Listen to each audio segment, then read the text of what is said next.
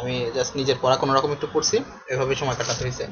আর তোমাদেরও তো একই অবস্থায় গেছে এর ভিতরে। তো যাই হোক, যেটাই হোক না কেন, এই এক সপ্তাহ যতটুকু গ্যাপ গেছে এটা ফিল আপ দিয়ে দিতে হবে আমাদের এর ভিতরে। হ্যাঁ, আচ্ছা, আমি মোটামুটি ভাবছিলাম নতুন একটা চ্যাপ্টার শুরু করবো, বাট নতুন চ্যাপ্টারের পিডিএফ যেখান থেকে আমি নর্মাল ডাউনলোড করি, পিডিএফ এর ওই আমাদের ইয়েটা ওপেন হচ্ছে না, কি বলে, পিডিএফ এর ওয়েবসাইটটা ওপেন হচ্ছে না। তো যার কারণে এখন হচ্ছে না আপাতত নতুন চ্যাপ্টার। আমরা উদ্ভিদ শারীরতত্ত্ব থেকে কিছু এমসিকিউ বা আমাদের মূল বইয়ের বাইরে আমরা যেটা বইয়ের ভিতরে নোট করে রাখছি সেটার বাইরে যে জিনিসগুলো আছে সেগুলো একটু নোট করে নিব আমাদের বইয়ের মধ্যে। হ্যাঁ, বইটা কাছে রেখো, আমি যে জায়গাগুলো দাগাই দিচ্ছি সব কিছু আসলে রাখবে না।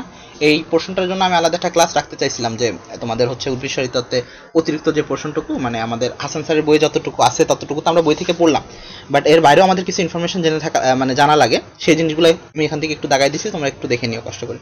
দেখো, এখানে প্রথমে হচ্ছে স্টেফেন হেলসের কথা বলছে, এটা তোমাদের আছে। তো এর পাশাপাশি হচ্ছে যেটা দেয়া বিভিন্ন হচ্ছে ইয়ের অংশগুলা, মানে আমাদের উদ্ভিদ শারীরতত্ত্বের অধ্যায়ের ভিতরে কি কি আলোচনা করা হয়েছে সেই অংশগুলোর কথা, এগুলো বইয়ের ভিতরে কমন জিনিসপত্র। এই যে 10টা ক্যাটায়ন আর 7টা অ্যানায়নের কথা, এটা তোমাদের বইয়ে ছিল না, আমি লিখে দিছিলাম যে উদ্ভিদ যতগুলো হচ্ছে খনিজ পদার্থ শোষণ করে তার ভিতরে 10টা ছিল হচ্ছে ক্যাটায়ন আর বাকি 7টা ছিল অ্যানায়ন। এর ভিতরে ম্যাক্রোমৌল আর মাইক্রোমৌল সম্পর্কে আমরা পড়ছিলাম, যার ভিতরে 9টাই ছিল হচ্ছে ম্যাক্রো আর বাকিগুলো হচ্ছে ছিল কি মাইক্রোমৌল। ওগুলো মনে রাখার জন্য একটা ছন্দ ছিল এমজিকে ক্যাফে ফর নাইস চপস, তো সেই এমজিকে ক্যাফে ফর নাইস চপসে সেই ছন্দটা এখানে দেওয়া, আর বাকিগুলো হচ্ছে মাইক্রো। এখন এখানে দেখো একটু খেয়াল করো, সেটা হচ্ছে আমাদের অতিরিক্ত উদ্ভিদগুলোর জন্য মানে কি কি এক্সট্রা উদ্ভিদ ছিল, মানে যাদের ক্ষেত্রে ইয়ে আলাদা, কি বলে ম্যাক্রোমৌলগুলো আলাদা। তো ম্যাক্রোমৌল, রাজ বলবা কিছু? ভাই স্ক্রিন তো দেখা যাচ্ছে না।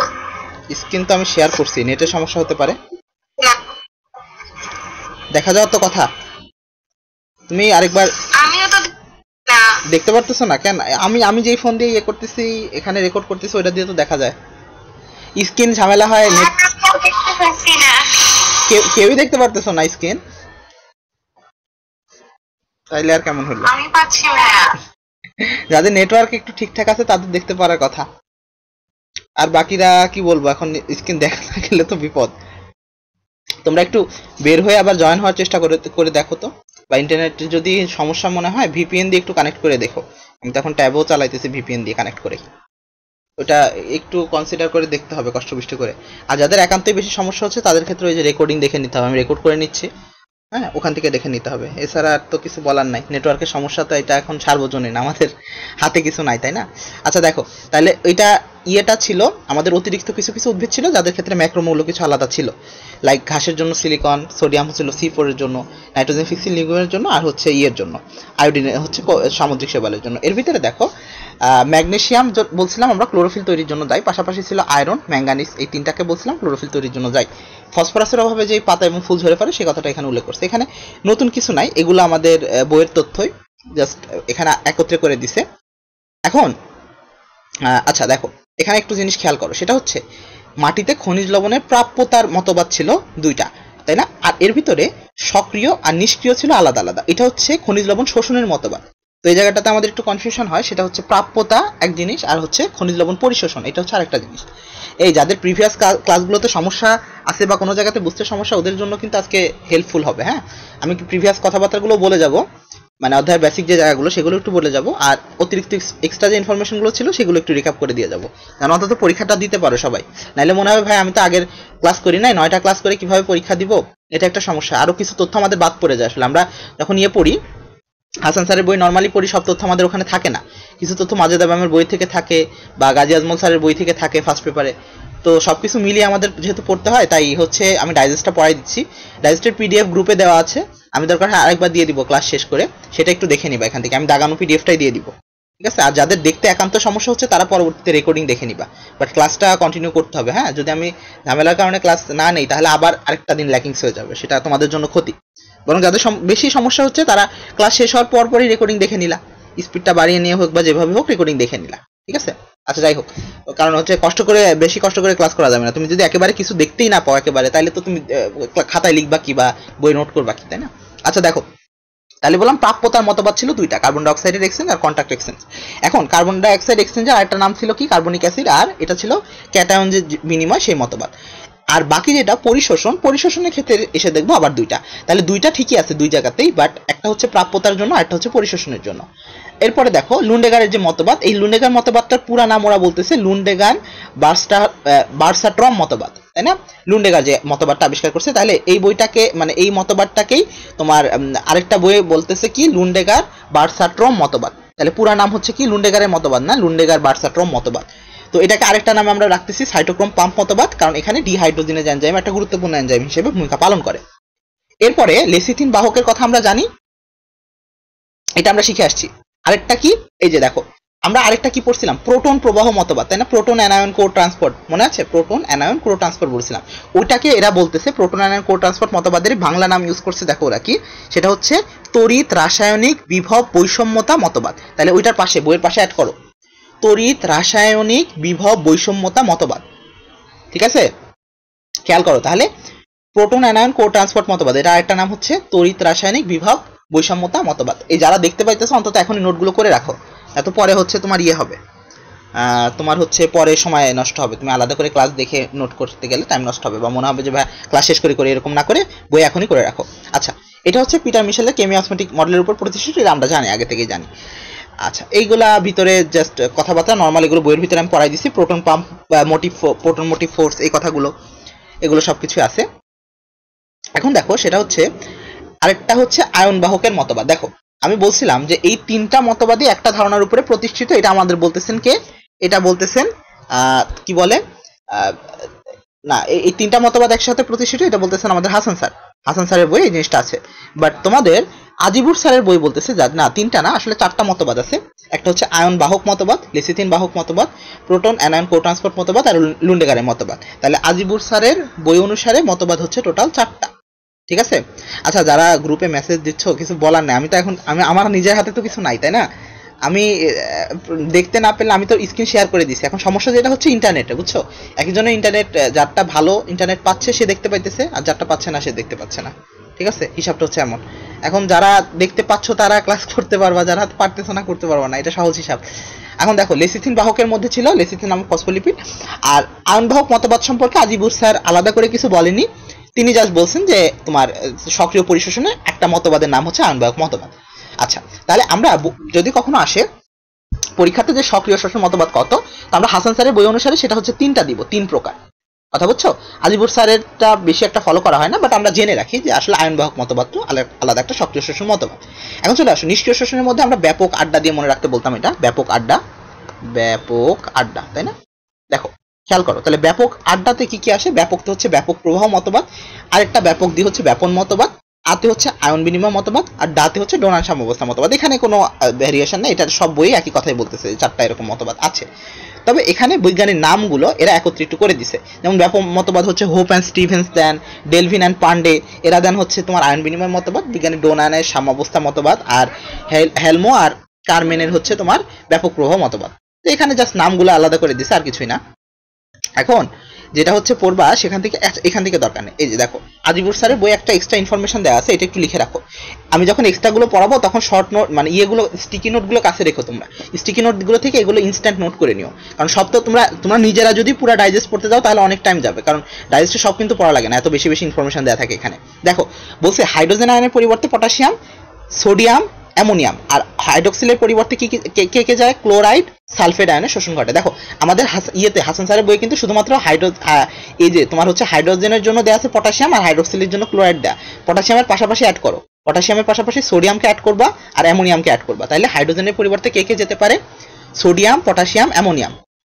Sodium, potassium, ammonium. কার পরিবর্তে? হাইড্রোজেনের পরিবর্তে। হাইড্রোক্সিলের পরিবর্তে কে যেতে পারে? ক্লোরাইড আর সালফেট, দুইটা, শুধুমাত্র ক্লোরাইড না, ক্লোরাইডের পাশাপাশি সালফেট। এই জিনিসগুলো আমি যখন পরীক্ষাতে দিব তখন আবার বলবা ভাইয়া বইয়ের বাইরে থেকে দিচ্ছেন। বইয়ের বাইরে তো আসলে তোমাকে তো প্রশ্ন করবে টপিকের উপর থেকে, বই তো তোমার বিভিন্ন রাইটারের বই আছে, তাই না? টপিক ফিক্স থাকে, বাট রাইটার বিভিন্ন চেঞ্জ হয়, এই জন্য আমাদের সব জায়গা থেকে আসলে পড়তে হয়। তাইলে এই জিনিসটা একটু স্টিকি নোট দিয়ে লিখে রেখো পাশে। আচ্ছা গেল, এবার ডোনাল সাম্যাবস্থার ক্ষেত্রে আলাদা করে কিছু নাই। স্থির ওই যে অব্যাপনযোগ্য ইয়ের কথা বলছিলাম আমি, চার্জের কথা বলছিলাম, এগুলো নতুন করে কিছু না, এগুলো আগের জিনিসপত্র। সক্রিয় আর নিষ্ক্রিয় ক্ষেত্রে যে ইয়েগুলো আছে এগুলা গড় বাঁধা কথাবার্তা, আমাদের নতুন কিছু না এর ভিতরে। আয়নের উপস্থিতির উপরে যে একটা ভূমিকা আছে সেইটার থেকে একটু খেয়াল করো। সেখানে আমি বলে দিছিলাম একটা কথা, যে তোমাদের বইয়ের ভিতরে দেওয়া যে আয়নের উপস্থিতি এটাকে বাধাগ্রস্ত করতে পারে। তো সেক্ষেত্রে দুইটা আয়ন আমাদের লাগে, সেটা হচ্ছে ক্যালসিয়াম ম্যাগনেসিয়ামের উপস্থিতি পটাশিয়ামকে বাধাগ্রস্ত করতে পারে, আর ক্যালসিয়ামের উপস্থিতি ম্যাগনেসিয়ামকে বাধাগ্রস্ত করতে পারে। ঠিক আছে, এর ভিতরে দেখো। এরপরে হাসান স্যারের বই আরেকটা জিনিস লিখছে, লাস্টের যে পয়েন্টটা সেটা, সোডিয়াম পটাশিয়াম পাম্পের মাধ্যমে সোডিয়াম ভিতর থেকে বাইরে আর পটাশিয়াম বাইরে থেকে ভিতরে প্রবেশ করে। এই জিনিসটা আমাদের লাগবে। সোডিয়াম পটাশিয়াম পাম্প একটা কোষের জন্য খুব ইম্পর্টেন্ট একটা ভূমিকা পালন করে। একটা জিনিস খেয়াল করো, একটা বেসিক আমি বুঝাই। দেখো, এটা মনে করো একটা কোষ। দেখা যাচ্ছে না তো। কোনটা দেখা যাচ্ছে না নাকি লেখা বোঝা যাচ্ছে না কোনটা? কিছু আমি স্ক্রিন দেখতেই পাচ্ছি না কিছু। স্ক্রিন দেখতে পাচ্ছ না, এটা অনেকের সমস্যা হচ্ছে, বললাম না, যাদের নেট একটু স্লো বা নেট কানেকশন দুর্বল তারা স্ক্রিনই দেখতে পারতেছে না। এখন কি বলবো, যারা দেখতে পারতেছে তারা করতে পারবে, ভিপিএন একটু কানেক্ট করে দেখো হয় কিনা। হ্যাঁ, অনেকে দেখতে পারতেছে। আর যদি একান্ত না হয়, শোনো, একান্ত যদি ভিপিএন অন করেই তো চালাচ্ছি। আচ্ছা শোনো, যদি একান্ত না হয় তাহলে হচ্ছে পরে রেকর্ড দেখে নিতে হবে, বুঝছো? আমি রেকর্ড করতেছি তো, আমার রেকর্ড স্ক্রিনে সবকিছু দেখা যাচ্ছে। আমি রেকর্ড আপলোড দিয়ে দিব না ক্লাস শেষে। যদি একান্তই না হয় তাহলে ওখান থেকে একটু দেখে নিতে হবে কষ্ট করে। হ্যাঁ, এটা তো নেটওয়ার্কের ইস্যু, বুঝো না? আমার হাতে তো কিছু নাই। আমি যদি কিছু করতে পারতাম তাহলে তো হতো, আমার হাতে কিছু নাই। হ্যাঁ, তো এই জন্য একটু ইয়ে করো। দেখো এখন তাহলে সোডিয়াম পটাশিয়াম পাম্প থাকে কোথায়? থাকে কোষের মেমব্রেনের উপরে। দেখো এরকম, এটা হচ্ছে একটা কোষ, তাহলে এখানে থাকে সোডিয়াম পটাশিয়াম পাম্প। তো আমাদের একটা জিনিস মনে রাখবা, একটা কোষের বাইরের দিকে সোডিয়ামের ঘনত্ব সবসময় বেশি থাকে, সোডিয়াম ঘনত্ব বেশি থাকে, আর এখানে পটাশিয়ামের ঘনত্ব কম থাকে।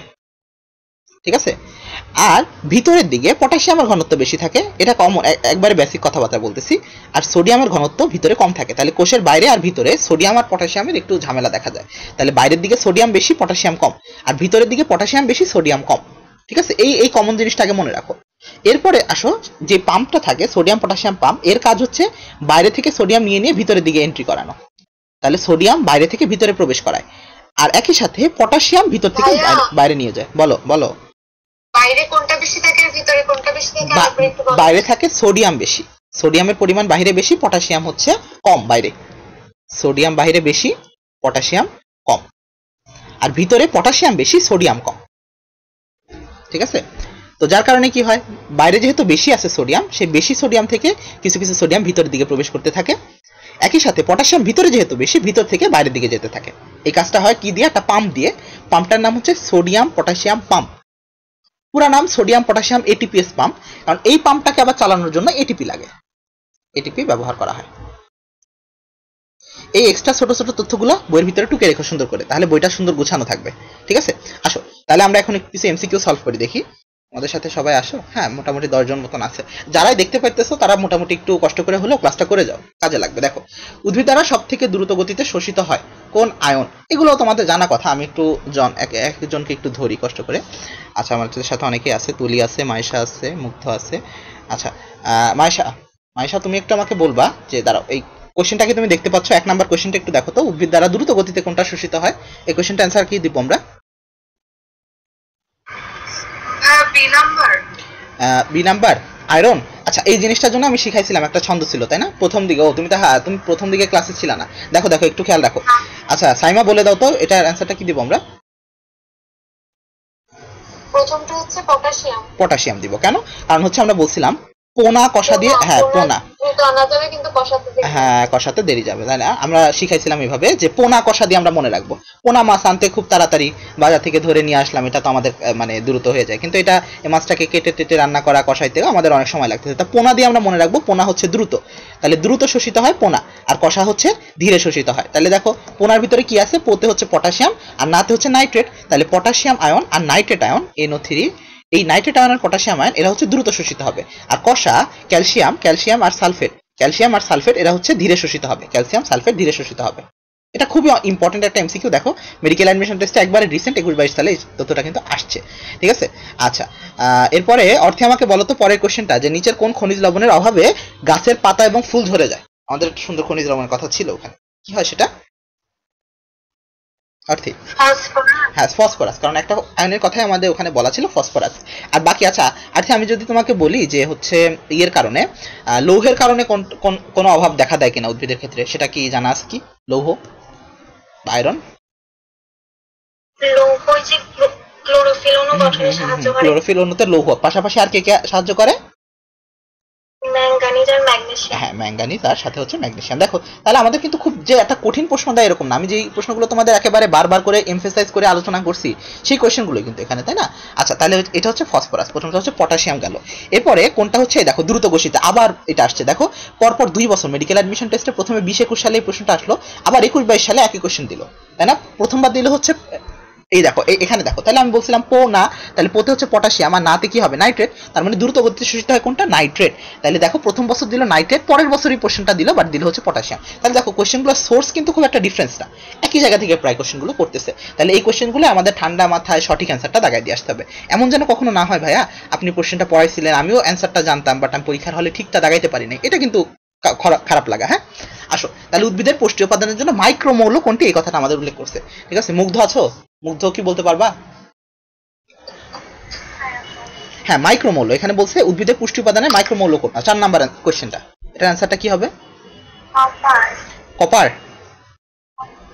হ্যাঁ কপার, কারণ হচ্ছে আমরা ওদিকে দেখছি MGK cafe for nice chops, আমাদের ছন্দটা ছিল হচ্ছে এরকম, MGK cafe for nice NIC chops, CHOPS, MGK cafe for nice chop.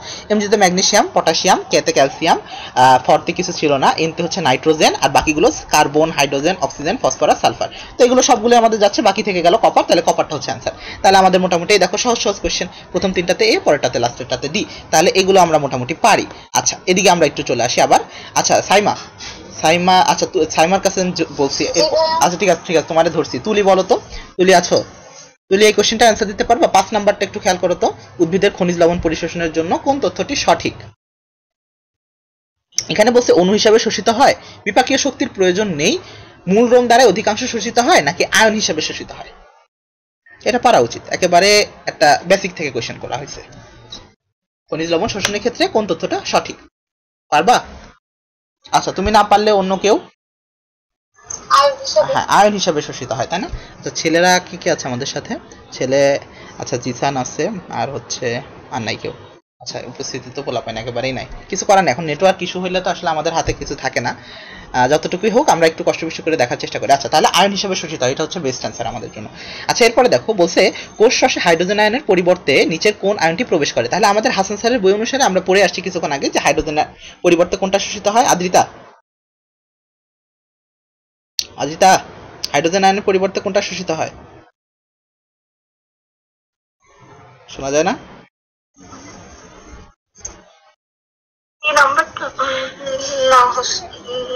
জানি না ভাই। হাইড্রোজেন আয়নের পরিবর্তে, এটা সহজ ছিল না, কিছুক্ষণ আগে আমি দেখাইলাম। কোনটা জানো না?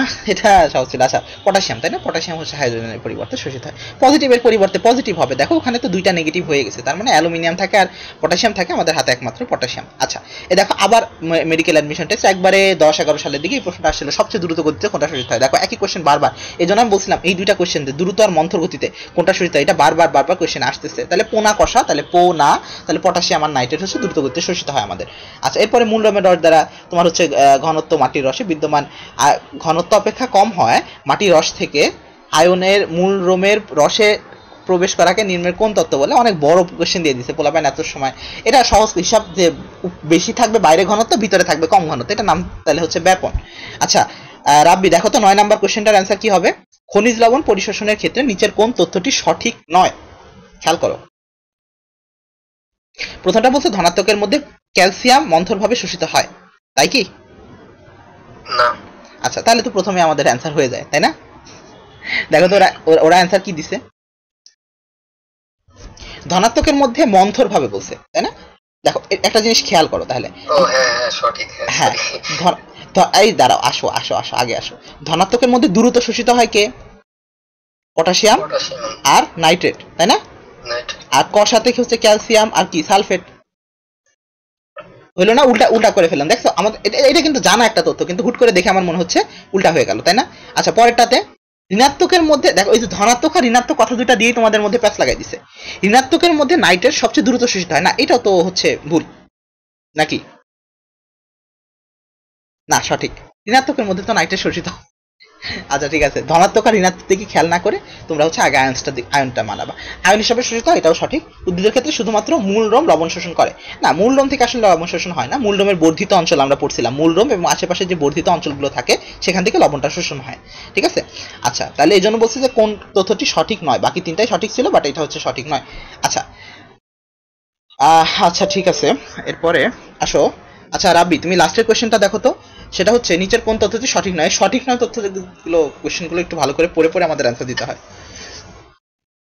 আচ্ছা ওইটা তার মানে মিথ্যা বলছে তাই তো? হ্যাঁ, কোনটা সত্য নয় মানে হচ্ছে মিথ্যা। অধিকাংশ পানি নিষ্ক্রিয়ভাবে পরিশোষিত হয়। ওই যে ডি নাম্বার, ডি নাম্বারটা, গ্লাইকোলাইসিসের বিক্রিয়াগুলো কোষের মাইটোকন্ড্রিয়াতে ঘটে। কোষের কোথায় ঘটে তাহলে গ্লাইকোলাইসিসগুলো? সাইটোপ্লাজম। হ্যাঁ, সাইটোপ্লাজমে ঘটে, তাহলে আমাদের অ্যান্সার হচ্ছে ডি, ঠিক আছে। আচ্ছা ঠিক আছে, যার যার কনফিউশন ছিল অন্যগুলো আমি একটু বলে দিচ্ছি। যেটা হচ্ছে অধিকাংশ পানি নিষ্ক্রিয়ভাবে শোষিত হয়, কথাটা হচ্ছে সঠিক, কারণ পানি শোষণের ক্ষেত্রে আলাদা হচ্ছে শক্তি লাগে না। গ্লুকোজ একটি মনোস্যাকারাইড, হ্যাঁ এই কথাটাও সঠিক, কারণ গ্লুকোজ। ক্লাস রেকর্ড করছেন? হ্যাঁ ক্লাস প্রথম থেকে রেকর্ড আছে, সমস্যা নেই। ক্লাসে নেটওয়ার্ক আজকে ইস্যু আসছে তো, আমার এখানে নেটওয়ার্কের ইস্যু নাই, ঢাকাতে নেটওয়ার্ক অনেক ফাস্ট আছে, মোটামুটি ভিপিএন কানেক্ট করলে সবকিছুই ভালো দেখা যায়, যার কারণে এখানে সমস্যা নেই। আমি নেট সুন্দর করে রেকর্ড করতেছি, যাদের যে কোনো সমস্যা হচ্ছে ওখান থেকে দেখে নিও। আচ্ছা সাইটোক্রোম একটা এনজাইম, এই দাঁড়াও, আচ্ছা কারে ধরবো, এই অর্পিতা আছো? অর্পিতা চলে গেছিল মাঝখানে দেখলাম, অল্প কয়জন আছে আমি ধরে করতে পারতেছি না। আচ্ছা মুগ্ধ বলো তো, এই বলো সাইটোক্রোম এনজাইম কথাটা সত্যি নাকি মিথ্যা? সত্যি। আচ্ছা সাইটোক্রোম এনজাইম, সাইটোক্রোম কোথায় কাজে লাগে, কোন মতবাদে হচ্ছে আমরা সাইটোক্রোমকে ইউজ করছিলাম?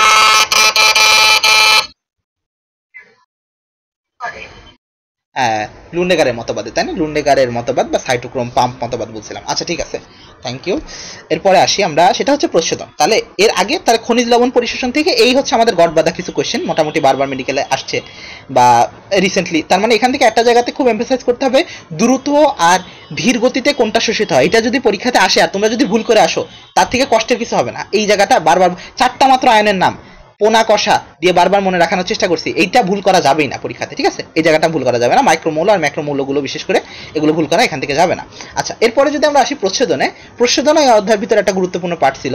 তো প্রচ্ছেদনের সংজ্ঞা টঙ্গা এগুলো সব বলছে। এখন বিজ্ঞানী কার্টিস প্রচ্ছেদনকে কি বলছে? নেসেসারি ইভিল, তাই না? প্রয়োজনীয় অমঙ্গল বলছেন। আচ্ছা আর তোমার প্রচ্ছেদনের জন্য করে, আচ্ছা দেখো প্রচ্ছেদন হার, প্রচ্ছেদন প্রবাহ কাকে বলে, এই সংজ্ঞাটা এখান থেকে একটু দেখে নিও। সেটা হচ্ছে পাতায় প্রচ্ছেদনের জন্য যে শোষণ টানের সৃষ্টি হয়, যেটা কারণে পানি উত্তোলন হতে পারে, সেটাকে আমরা বলতেছি প্রচ্ছেদনের টান বা প্রচ্ছেদন প্রবাহ। মানে প্রচ্ছেদনের কারণে তো পানি বের হয়ে গেল বাইরের দিকে, যখনই পানি বের হয়ে গেল তখন উদ্ভিদে পানির একটা স্বল্পতা দেখা দিবে। এই স্বল্পতার কারণে উদ্ভিদ কি করবে? শিকড় দিয়ে মাটি থেকে পানি টেনে আনবে। তো যার কারণে উদ্ভিদের পানি টানার যে একটা শক্তি পেলো, কিসের জন্য পেলো? প্রচ্ছেদনের কারণে। এই জন্য সেটাকে আমরা বলতেছি প্রচ্ছেদন প্রবাহ। এই দুইটা তথ্য আজিবুর স্যারের বইয়ের তথ্য, আমাদের এই বইয়ে নাই। যাদের বইয়ে লেখা নেই সুন্দর করে লিখে রাখো। প্রচ্ছেদনের কারণে মরুভূমিতে খেজুর গাছ থেকে প্রতিদিন 300 থেকে 400 লিটার পানি হারায়, আর ভুট্টা গাছ প্রতি মৌসুমে 200 থেকে 300 লিটার পানি হারায়, ঠিক আছে? আচ্ছা তথ্যটা খুবই অসামঞ্জস্য আমার কাছে মনে হয়, কারণ মরুভূমিতে এমনি পানি কম, সেই জায়গাতে একটা খেজুর গাছ প্রতিদিন বলতেছে ওরা 300 থেকে 400 লিটার পানি হারায় ফেলে প্রচ্ছেদনের কারণে, আর সেই জায়গাতেই ভুট্টা উদ্ভিদ মাত্র 200 থেকে 300 লিটার পানি হারায় প্রতি মৌসুমে, ঠিক আছে? যাই হোক বলছে, এখন কিছু করার নাই। তাহলে এখন উদ্ভিদের ক্ষেত্রে অধিকাংশ পানি না, মানে 99% পানি প্রচ্ছেদন হিসেবে বের হয়ে যায়, বাকি থাকে যে 1/1। এটা দিয়ে মূলত উদ্ভিদ বিভিন্ন কাজকর্মগুলো করে। এই আমার এই কথাগুলো ভালো করে খেয়াল রাখো, কিছুক্ষণ পরে আবার এমসিকিউ আসবে, তখন কিন্তু ধরবো সবাইরে।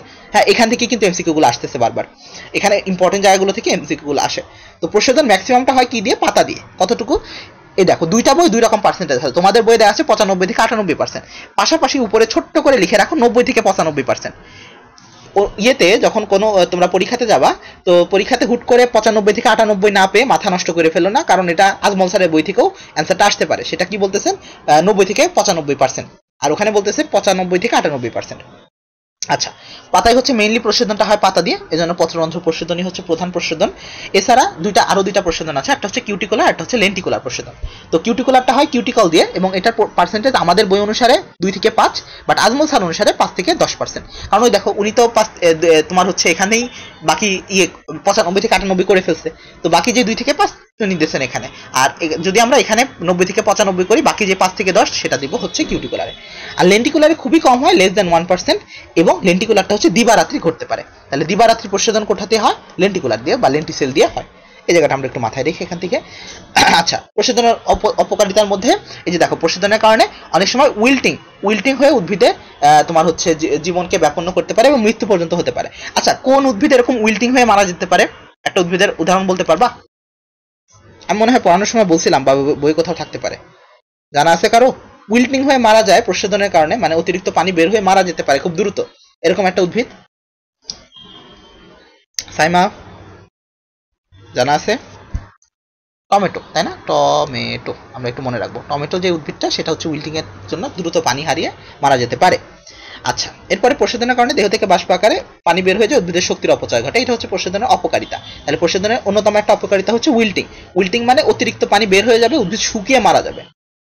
উৎকৃষ্ট একটা উদাহরণ টমেটো কয়েকদিন পানি দিবা না, দেখবা কিভাবে শুকিয়ে একবার মারা যাচ্ছে। বাট অন্য উদ্ভিদগুলো খুব মানে পানি না পেয়ে মারার হার সেক্ষেত্রে ওদের দিন বেশি লাগে, মানে ওরা হচ্ছে পানি কিছুটা রিজার্ভ করে রাখতে পারে শরীরে, বা পানি শোষণের হার অন্য তুলনায় বেশি। আচ্ছা, পত্ররন্ধ্রের প্রশোধন, ত্বকের প্রশোধন, এটা তো আমাদের বইয়ের ছকটা দেওয়া আছে, এটা আমাদের আলাদা করে লাগবে না। এখন এই পত্ররন্ধ্রের সংখ্যা, তারপরে টাইম কতটা থেকে কতটা এগুলো খোলা বন্ধ থাকে, এগুলো সব আমি ক্লাসে সুন্দর করে দেখায় পড়াইছি। হ্যাঁ, আচ্ছা, এখন একটা জায়গাতে আসি, সেটা হচ্ছে আমরা যারা প্রথম দিকের ক্লাসগুলো মিস করছি, অনেকের পরীক্ষা ছিল যার কারণে মিস করছি, অনেকে জয়েন করছো দেরিতে আমার কাছে, তারা মিস করছি। আমি সবগুলো ক্লাস দেখবা গ্রুপের ভিতরে লিঙ্ক আকারে দিয়ে দিছি, ক্লাসের নাম্বার ওয়াইজ লিঙ্ক আকারে দেওয়া আছে।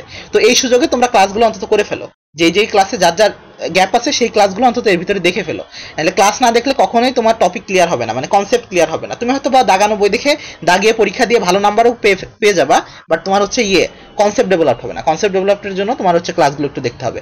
তুমি বুঝতে পারতেছো, ছোট একটা অধ্যায়, বাট 9টা ক্লাস নিয়ে আমার শেষ করা লাগতেছে, তাহলে প্রতিটা ব্যাপার আমি ডিটেলস বলে কিন্তু আগাইছি, ঠিক আছে? আচ্ছা দেখো, পত্ররন্ধ্র বন্ধ শুরু হয় কখন? বিকাল 4টা থেকে। আমাদের বইয়ে কিন্তু বলে দিছে যে কয়টা থেকে কয়টা পর্যন্ত সব থেকে বেশি খোলা থাকে, বন্ধের কথাটা বলেনি সেভাবে, বলছে যে এখানে তাহলে বন্ধ শুরু হয় বিকাল 4টার পর থেকে, মানে 4টার পর থেকে আস্তে আস্তে যখন আলো কমতে থাকে তখন বন্ধ হওয়া শুরু হয়। আচ্ছা, আর রাতের বেলা খোলা থাকে পাথরকুচি, এটা তোমরা আমরা সবাই জানি। আচ্ছা দেখো, এখানে আজিবুর স্যারের বইয়ে একটা পয়েন্ট দিচ্ছে যে পাতায় 2 ধরনের পত্ররন্ধ্র বিন্যাস দেখা যায়, সেটা হচ্ছে একবীজপত্রীতে কেমন থাকে, সমান্তরাল, আর দ্বিবীজপত্রীতে বিক্ষিপ্তভাবে বিন্যস্ত দেখা যায়। বই সুন্দর করে লিখে ফেলো, স্টিকি নোট থাকলে সাথে সাথে আমি যে কথাগুলো বলছি সাথে সাথে নোট করবা, ঠিক আছে? স্টিকি নোটে নোট করবা আর বইয়ের ভিতরে লাগাই দিবা, স্টিকি নোটটা ভরলে লাগাই দিবা। এখন লিখতে থাকো। তাহলে একবীজপত্রীতে কেমন পত্ররন্ধ্র দেখবা, সমান্তরাল, আর দ্বিবীজপত্রীতে বিক্ষিপ্ত ভাবে থাকে পত্ররন্ধ্রগুলো। তাহলে বুঝতেই পারতেছো একবীজপত্রী মানে এই যে মনে করো সেই পাতাটা, তাহলে সমান্তরাল ভাবে থাকবে, মানে পত্ররন্ধ্রগুলো পরপর এরকম সুন্দরভাবে থাকবে, সমান্তরালি, প্রত্যেকটা থেকে প্রত্যেকটার অবস্থান হবে সমান্তরালি। আর দ্বিবীজপত্রী যদি হয় তখন সেক্ষেত্রে বিক্ষিপ্ত হবে, কারো কোনো ঠিক ঠিকানা নাই, এদিক সেদিক এলোপাতারি ভাবে সাধারণ থাকবে। ব্লু লাইটের কথা আমরা জানি। এই দেখো লাস্টের একটা লাইন উল্লেখ করছে, পত্ররন্ধ্র খোলাতে স্টার্চের কোনো ভূমিকা নাই। আমরা স্টার্চ সুগার মতবাদ পড়ছিলাম না, মনে পড়ে? স্টার্চ সুগার মতবাদ, তার মানে আলটিমেটলি পরে জানা গেছে যে আসলে স্টার্চ বা সুগার এগুলোর পত্ররন্ধ্র খোলা বা বন্ধতে কোনো ভূমিকা নাই। আসলে ভূমিকা কে রাখে? ব্লু লাইট এবং পটাশিয়াম আয়ন। পাশাপাশি কে রাখে? আমরা বলছিলাম যে 3-4টা জিনিসের কথা মনে রাখবা। ব্লু লাইট, পত্ররন্ধ্র খোলা বন্ধ নিয়ন্ত্রণ করে কে? Blue light, potassium ion, carbon dioxide এবং হাইড্রোজেন আয়ন, এগুলো, তাই না? আমাদের বই অনুসারে এগুলো। বাট স্টার্চ বা সুক্রোজ বা সুগার এগুলো আলাদা করে কোনো ভূমিকা নাই। দেখো পত্ররন্ধ্র একটা কথা এখানে বলছে যে বিষমপৃষ্ঠ যদি হয়, পাতাটা যদি বিষমভাবে হয় তাহলে পত্ররন্ধ্রগুলো থাকবে নিচের দিকে, সমাঙ্গ যদি হয় নিচে এবং উপরের দিকে, আর পানিতে যারা ভাসমান এদের চারিদিকে, মানে টোটাল দেহটাতে পত্ররন্ধ্র থাকে। দেখো পত্ররন্ধ্রের বিভিন্ন আকার আকৃতি হতে পারে, তবে উন্নত জন্মের যে উদ্ভিদ তাদের ক্ষেত্রে পত্ররন্ধ্র হচ্ছে লেন্স আকারে। আমরা প্রথম অধ্যায়ে বিভিন্ন পত্ররন্ধ্রের আকার আকৃতি পড়ছিলাম, পত্ররন্ধ্র ঠিক না ক্লোরোপ্লাস্টের আকৃতি পড়ছিলাম, বাট ওখানে ছিল উন্নত যারা উদ্ভিদ তাদের ক্লোরোপ্লাস্টও কিন্তু এই লেন্স আকারের ছিল, ঠিক আছে? তাহলে পত্ররন্ধ্র হচ্ছে নর্মালি লেন্স আকারের দেখতে হয়। আচ্ছা, এই জিনিসটা একটু মাথায় রেখো, লেন্স আকৃতির। আর দুই দিকে কি থাকে? 2টা রক্ষীকোষ থাকে। এছাড়া বিভিন্ন সাইটোপ্লাজম বা অন্যান্য কথাবার্তা বলছে, এগুলো লাগবে না আমাদের জন্য। যেটা লাগবে পত্ররন্ধ্রের নিচে কি থাকে? সাব অ্যারিওলার, ওই যে সাব স্টোমাটাল বায়োকুঠরি, মানে স্টোমাটার নিচে, স্টোমাটা বলতে তো পত্ররন্ধ্র, পত্ররন্ধ্রের নিচে বলতে সাব, তাহলে সাব স্টোমাটাল বায়োকুঠরি কোথায় থাকে? পত্ররন্ধ্রের নিচে, বা শ্বাসকুঠুরিও বলা হয়, কারণ ওখানে গিয়ে বাতাসটা কিছু সময় পর্যন্ত মানে হচ্ছে বদ্ধ থাকে। আচ্ছা, এই যে দেখো এই পয়েন্টটা একটু এবার লিখো, স্টিকি নোটে লিখো। সেটা হচ্ছে রক্ষীকোষের চারিদিকে যে কোষগুলো থাকে সেটা নাম হচ্ছে সহকারী কোষ। সহকারী কোষগুলো প্রতিটি পত্ররন্ধ্রকে, সহকারী কোষ সহ প্রতিটি পত্ররন্ধ্রকে কি বলি আমরা? পত্ররন্ধ্র কমপ্লেক্স। তাহলে পরীক্ষা প্রশ্ন দিব, পত্ররন্ধ্র কমপ্লেক্স কাকে বলে, বা সহকারী কোষ সহ প্রতিটি পত্ররন্ধ্রকে কি বলা হয়? অ্যান্সারটা কি? পত্ররন্ধ্র কমপ্লেক্স। কাদের ক্ষেত্রে এটা থাকে না? নর্মালি সবার ক্ষেত্রে দেখা যায়, উন্নত ধরনের যত রকমের উদ্ভিদ বা হচ্ছে ছত্রাক থাকে এদের ক্ষেত্রে দেখা যায়, সবুজ উদ্ভিদের ক্ষেত্রে।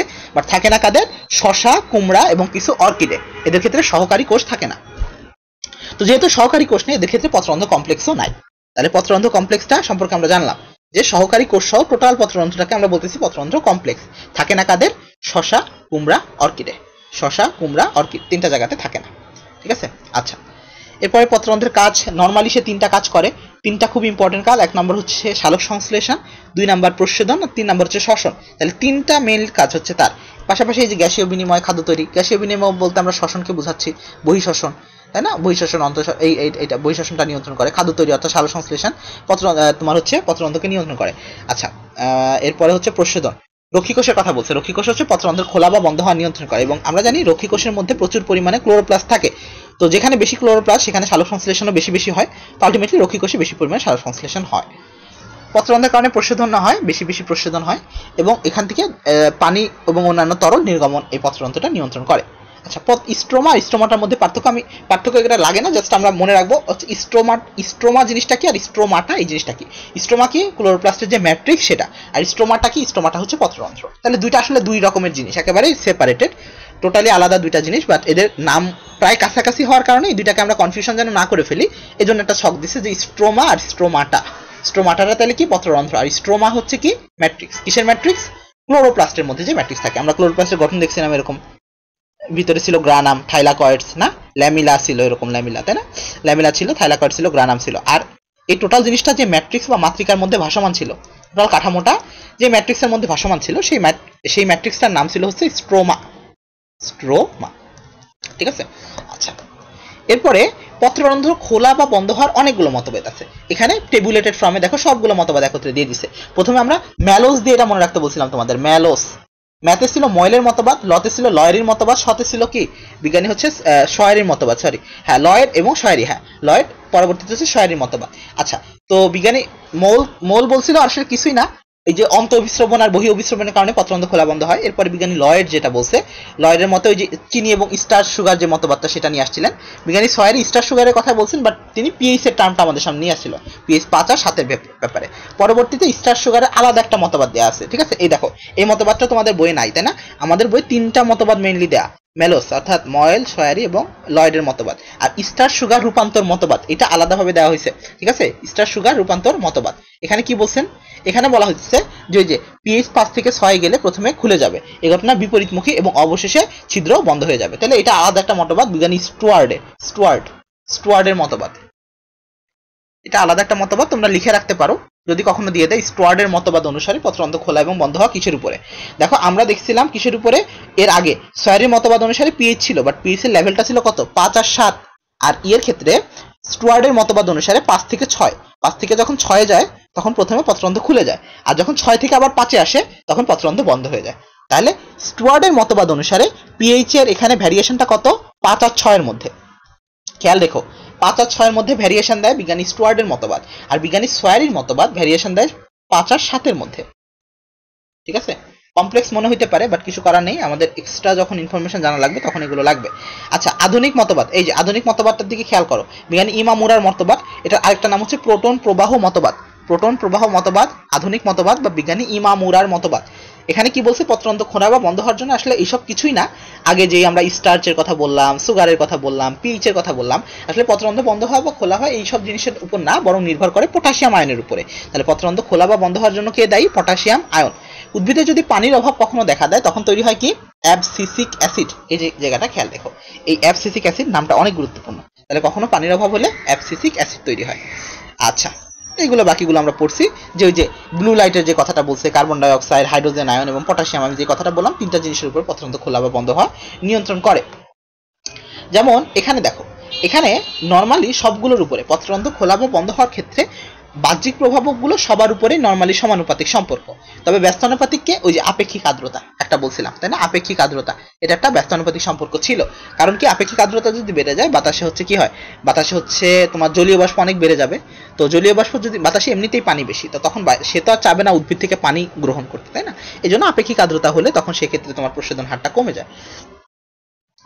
মানে আপেক্ষিক আর্দ্রতা বেশি হলে প্রশোধন হার কমে, আর আপেক্ষিক আর্দ্রতা কম হলে সেক্ষেত্রে আবার প্রশোধন হার বেড়ে যাবে। তো যাই হোক, এখান থেকে এটা আচ্ছা, এগুলো তেমন লাগবে না তোমাদের জন্য। আচ্ছা, রিটন এক্সক্লুসিভের মধ্যে কিছু জিনিসপত্র একেবারে উল্লেখ করে দিছে ওরা। যেমন আমরা প্রথমেই শিখেছি যে পত্ররন্ধ্র খোলা বা বন্ধ হওয়া মেইনলি এটা নিয়ন্ত্রিত হয় রক্ষীকোষ দ্বারা। রক্ষীকোষ প্রথমে, এই দেখো ব্যাপারটা কি ঘটে আমি আরেকটু রিক্যাপ করি, যাদের মনে আছে তো আছেই। এটা মনে করো সেই পত্ররন্ধ্রটা, মানে মাঝখানে ফাঁকা জায়গাটা, আর এইটা মনে করো একটা রক্ষীকোষ, এই পাশে একটা রক্ষীকোষ। আচ্ছা, পত্ররন্ধ্রে কোনো নিউক্লিয়াস থাকবে না, আমি নিউক্লিয়াস দেওয়াটা ভুল হয়েছে, পত্ররন্ধ্রে নিউক্লিয়াস থাকবে না, নিউক্লিয়াস থাকবে রক্ষীকোষে যেহেতু সে কোষ, আর পাশাপাশি কি থাকবে, সেখানে বিভিন্ন ক্লোরোপ্লাস্ট থাকবে। তো রক্ষীকোষটাকে এমন ভাবে তৈরি করা হয়েছে যে রক্ষীকোষের ভিতরের দিকে দেখো, রক্ষীকোষের যে প্রান্তটা পত্ররন্ধ্রের দিকে আছে সেই প্রান্তটা শক্ত, সেদিকে মায়োফাইব্রিল গুলো খুব শক্তভাবে সাজানো আছে। তো যার কারণে কি হয়, রক্ষীকোষে যখন পানি ঢুকে, বাইরে থেকে পানি আসে অন্তঃবিস্রবণের মাধ্যমে, তখন রক্ষীকোষটা ভিতরের দিকে প্রসারিত হতে পারে না, হয় কোন দিকে, বাইরের দিকে প্রসারিত, এভাবে।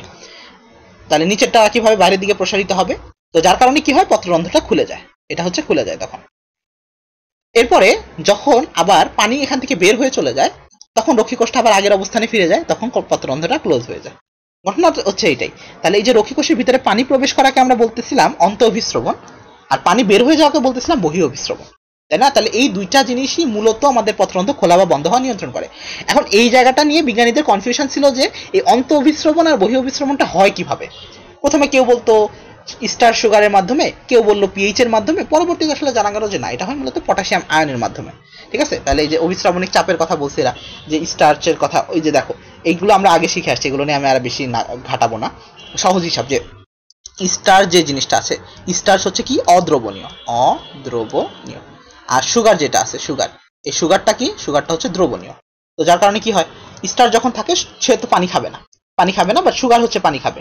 তো স্টার যদি পানি না খায় তাহলে পানি সে বের করে দিবে, অর্থাৎ স্টার্চের পরিমাণ বাড়লে পত্ররন্ধ্র চুপসায় যাবে, আগের অবস্থানে ফিরে যাবে। সুগারের পরিমাণে বাড়লে, সুগার যেহেতু পানি খায় তাহলে সে বাড়ি থেকে পানি টেনে নিবে, পানি টানার কারণে পত্ররন্ধ্র ফুলে যাবে, ফুলে ফেটে মোটা হয়ে যাবে।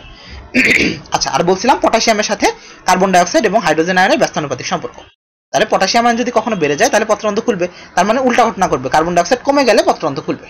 ঠিক আছে, আবার নীল আলো পড়লে পত্ররন্ধ্র খুলবে, আবার পটাশিয়াম প্রবেশ করলে খুলবে, বাট হাইড্রোজেন বের হয়ে গেলে, দেখো তাহলে কার্বন ডাইঅক্সাইড কমে গেলে হাইড্রোজেন বের হয়ে গেলে, অর্থাৎ পটাশিয়ামের সাথে কার্বন ডাইঅক্সাইড এবং হাইড্রোজেন আয়নের ব্যস্তানুপাতিক সম্পর্ক। পটাশিয়াম আয়ন বাড়লে পত্ররন্ধ্র খুলবে, বাট কার্বন ডাইঅক্সাইড আর হাইড্রোজেন কমলে পত্ররন্ধ্র খুলবে। ঠিক আছে, আচ্ছা, পত্ররন্ধ্র খুললে যেসবের কারণে ওই যে অ্যাবসেসিক, পানির অভাবে অ্যাবসেসিক অ্যাসিড তৈরি, এটা বারবার দিতেছে, এটা দরকার নেই আমাদের। আচ্ছা, এখানে কিছু সংজ্ঞা আছে, কয়েকটি গুরুত্বপূর্ণ সংজ্ঞা, এগুলো একবারে জাস্ট তোমাদের বইয়ের লাইনগুলো তুলে দিছে। হ্যাঁ, বইয়ের লাইনগুলো তুলে দিছে, নতুন করে কিছু নাই। এখন যদি আমরা একটু কোয়েশ্চেন সলভিং এর দিকে যাই, কোয়েশ্চেন সলভিং এ আচ্ছা পোলাপান কি সব চলে গেছে, কে আছে, কিছু আছে, 2-3 জন আছে। আচ্ছা দেখো, যারাই আছে ধৈর্য ধরে বসে আছে। হ্যাঁ, নেটওয়ার্কের যে বাজে অবস্থা, যাই হোক কষ্ট করে একটু করো ক্লাস, আর বাকিটা আমি রেকর্ডিং দিয়ে দিব, ওখানে আই থিঙ্ক ক্লিয়ার হবে। দেখো বলতেছে কোন ধরনের আলো পাতায় পড়লে এটাকে ত্বরান্বিত করে। আমরা জানি একটা মাত্র আলো, সেটা হচ্ছে ব্লু লাইট। একটা জিনিস খেয়াল করো, লাইট মুখ কিন্তু দুইটা, একটা হচ্ছে ব্লু আর একটা হচ্ছে রেড। দেখো রেড লাইট যেটা, এটা কিন্তু ফটোসিনথেসিসে হেল্প করতেছে আমাদের, তাই না, ফটোসিনথেসিস। আর ব্লু লাইট যেটা, এটা হচ্ছে আমাদের পত্ররন্ধ্র খুলতেছে, পত্ররন্ধ্র। ঠিক আছে, তাহলে লাইট দেখে কনফিউশন হওয়া যাবে না, দুই রকম লাইট দুই রকম কাজ করতেছে, বিশেষ ভূমিকা আছে দুই রকম লাইটের। ব্লু লাইটটা পত্ররন্ধ্র খুলে, রেড লাইটটা ফটোসিনথেসিস করে। আচ্ছা, কত শতাংশ প্রশোধনের মাধ্যমে বের হয়ে যায় আমরা জানি, একেবারে ম্যাক্সিমামটা 99% বের হয়ে যায়, 1% মতো কাজে লাগায়। বায়ুমণ্ডলে কোন ভৌত অবস্থা পরিবর্তনে উদ্ভিদের প্রশোধন হার বৃদ্ধি পায়? পরিবর্তনে বলছে, পরিবর্তনে বৃদ্ধি পাবে। আচ্ছা, তার মানে এখন আসো, প্রশোধন হার বাড়ানোর জন্য অবশ্যই দেখো আর্দ্রতা যদি হ্রাস পায়, হ্যাঁ একটা মাত্র জিনিস, আর্দ্রতা হ্রাস পায়, কারণ বাতাসে যদি আমাদের পানি কম থাকে তার মানে আলটিমেটলি প্রশোধন বাড়বে। এই দেখো অ্যান্সার দিছে এ, তাই না? আর্দ্রতা হ্রাস, কিছুক্ষণ আগে যে কথাটা আমি বলে আসলাম, এটা একেবারে রিসেন্ট একটা প্রশ্ন, মেডিকেল অ্যাডমিশনে একবার 21-22 সালের প্রশ্ন ছিল, যে তোমার হচ্ছে বাতাসের আর্দ্রতা কমে গেলে তোমার করে প্রশোধন বৃদ্ধি পায়। আচ্ছা, এরপরে একই বায়ুমণ্ডলের চাপে কোনো পদার্থের অধিক ঘন স্থান থেকে কম ঘন স্থানের দিকে, এইগুলো তোমাদের একেবারে 9-10 পড়া, যে অধিক ঘন স্থান থেকে যখন কম ঘন স্থানের দিকে যাবে সেটার নাম হচ্ছে কি, ব্যাপন, তাই না, ব্যাপন। এরপরে হচ্ছে উদ্ভিদের বায়বীয় অঙ্গের মাধ্যমে যখন অতিরিক্ত পানি দেহের অভ্যন্তরে বাষ্পাকারে বের হওয়ার পদ্ধতির নাম হচ্ছে কি, সহজ কথা, প্রশোধন। আমরা এগুলো জেনে আসছি, এগুলো একেবারে লেম কোশ্চেন, আগে এইসব কোশ্চেন দিত অনেক আগে। দেখো সেই 11-12 সালের দিকে, 16-17 সালের দিকে, যখন হচ্ছে ওই ইয়েগুলা কি বলে, ওই যে ওই সময় বেসরকারি মেডিকেল অনেকগুলো তৈরি হয়েছিল, তো এখন মেডিকেলে বেসরকারিতে পড়ার জন্য তো তোমার মিনিমাম পাস মার্ক তুলতে হয়, তো এই জন্য কিছু কোয়েশ্চেন, এইসব কোয়েশ্চেন মানে বেশি সহজ করতো এই সময়, সহজ করার কারণে তখন পাস মার্ক মানে তুলতে, ম্যাক্সিমামেরই পাস মার্ক উঠে দিত পোলাপাইনগুলোর। যাই হোক, দেখো পত্ররন্ধ্রের খোলা বন্ধের উপরে কার প্রভাব বিস্তার করে, দেখো তো কে কে আছে এখানে। এখানে আছে আমাদের বলতেছে osmotic pressure, turgent pressure, root pressure নাকি সাকশন প্রেসার। আমরা একটা প্রেসারের কথাই জানি, সেটা হচ্ছে অসমোটিক প্রেসার, তাই না? টার্গার প্রেসারের কথা তো এখানে বলে, টার্জেন্ট বলছে, তাহলে অসমোটিক প্রেসার। কারণ ওই যে অভিস্রবণ আমরা জানি, কারণ পত্ররন্ধ্র খোলা বা বন্ধ হয় অভিস্রবণের কারণে, অন্ত অভিস্রবণ বা বহি অভিস্রবণের কারণে। আমরা আলটিমেটলি অসমোটিক প্রেসার বা অভিস্রবণিক যে চাপ, সেটাই মূলত আমাদের পত্ররন্ধ্র খোলা বা বন্ধ হওয়া নিয়ন্ত্রণ করায়। আচ্ছা, অভিস্রবণ প্রক্রিয়ার শর্ত 9 কোনটি বলছে এখানে। আচ্ছা রাব্বি বলতো অভিস্রবণ প্রক্রিয়ার শর্ত 9 কোনটি? দুটি ভিন্ন ঘনত্বের দ্রবণ থাকবে, দ্রবণ দুটি একই দ্রাবক বিশিষ্ট হতে হবে, দ্রবণ দুটিকে পৃথককারী একটি অর্ধবেদ্য ঝিল্লি থাকতে হবে, নাকি অর্ধভেদ্য ঝিল্লি হবে, অভেদ্য হবে না? হ্যাঁ অভেদ্য। দেখছো বি নাম্বার, এই যে দেখো এখানে কি দেয়া আছে, অভেদ্য। ঠিক আছে, এই যে এই জায়গাগুলোতে আমরা ধরা খাই, তাই না? অভেদ্য দেয়া আছে, বাট আমরা পরীক্ষার হলে পড়বো অর্ধভেদ্য, অর্ধভেদ্য। ঠিক আছে, আচ্ছা ঠিক আছে, থ্যাংক ইউ। এরপরে তাহলে মোটামুটি আমাদের প্রশ্নোত্তর থেকে এরকম ধরনের কোশ্চেনই, খুব একটা বেশি ডিপে যায় না ওরা। যে রিসেন্ট কোশ্চেনগুলো আসছে, একেবারে রিসেন্ট সালের যে কোশ্চেনগুলো পার্সেন্টেজের উপরে, আলোর উপরে ওরা এমফেসাইজ করছে। ঠিক আছে, আচ্ছা যাই হোক, আমরা ওদিকে খেয়াল রাখবো। ফটোসিনথেসিসের কথা নতুন করে কিছু বলা নেই, ফটোসিনথেসিস নিয়ে অনেক ঘাউরাইছি তোমাদের। ফটোসিনথেসিসে জাস্ট দুইটা পর্যায়ে আমরা বলছিলাম। নর্মাল কাহিনী হচ্ছে ইয়ে করবে, তোমার আলোক শক্তিকে রাসায়নিক শক্তিতে রূপান্তর করবে, এই হচ্ছে কাজ। তো এখানে কি কি ইউজ হইতেছে, এই যে টোটালি ফটোসিনথেসিসের সংজ্ঞাটা, বড় যে সংজ্ঞাটা সেটা দেয়া দিছে।